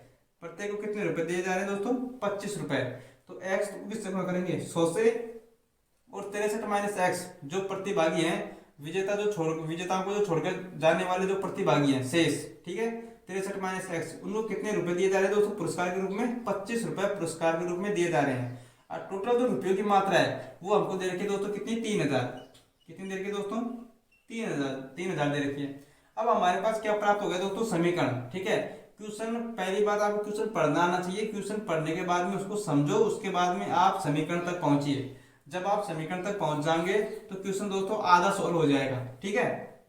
अब करेंगे हम क्वेश्चन को सोल्व करेंगे यहाँ पे समीकरण को। देखिए दोस्तों यहाँ पे कितना हो जाएगा, 100x प्लस 25 को हम अंदर गुणा करेंगे। देखो 25 को पहले 3 से गुणा करेंगे तो 25 थी 75, आंसर कितनी दोस्तों, 7, ठीक है दोस्तों। तो पहले क्या करेंगे, हम 25 से गुणा करेंगे, ठीक है। उसके बाद में पहले हम 63 से गुणा करेंगे 25 को, फिर हम x से गुणा करेंगे, ठीक है। अब देखिए 25 75, आंसर कितनी दोस्तों, 7, कितनी आंसर हो जाएगी, 7, ठीक है।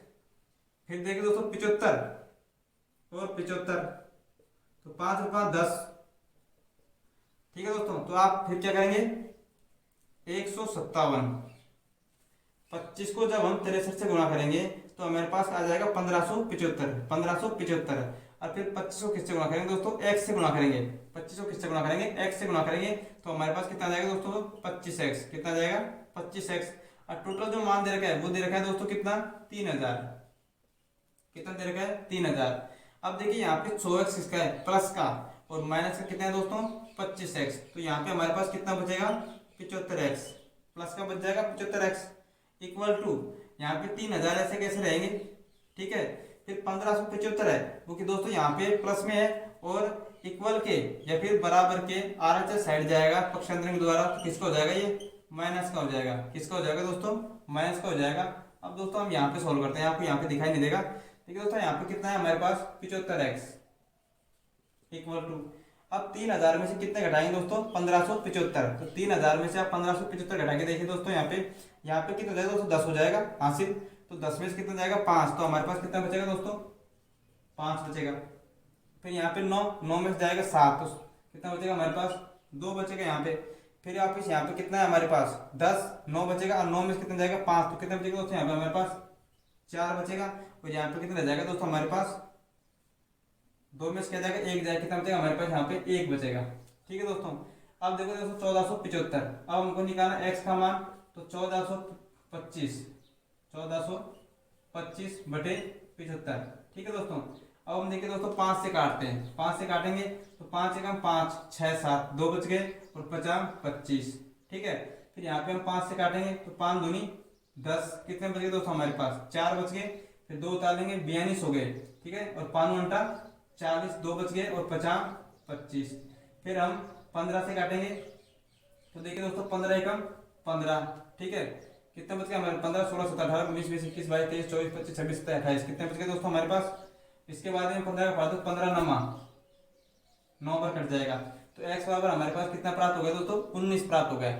ठीक है, अब जो 19 प्राप्त हुआ है दोस्तों, ये क्या है दोस्तों, विजेताओं की संख्या प्राप्त हुई है। और हमको भी दोस्तों क्या निकालना था, विजेताओं की संख्या निकालनी थी। यदि आपसे इसके बाद में यदि आपसे पूछा जाए कि जो प्रतिभागी जो छोड़कर जाने वाले थे, यदि हमसे उनकी संख्या निकाले तो कुल कितने हैं दोस्तों, 63।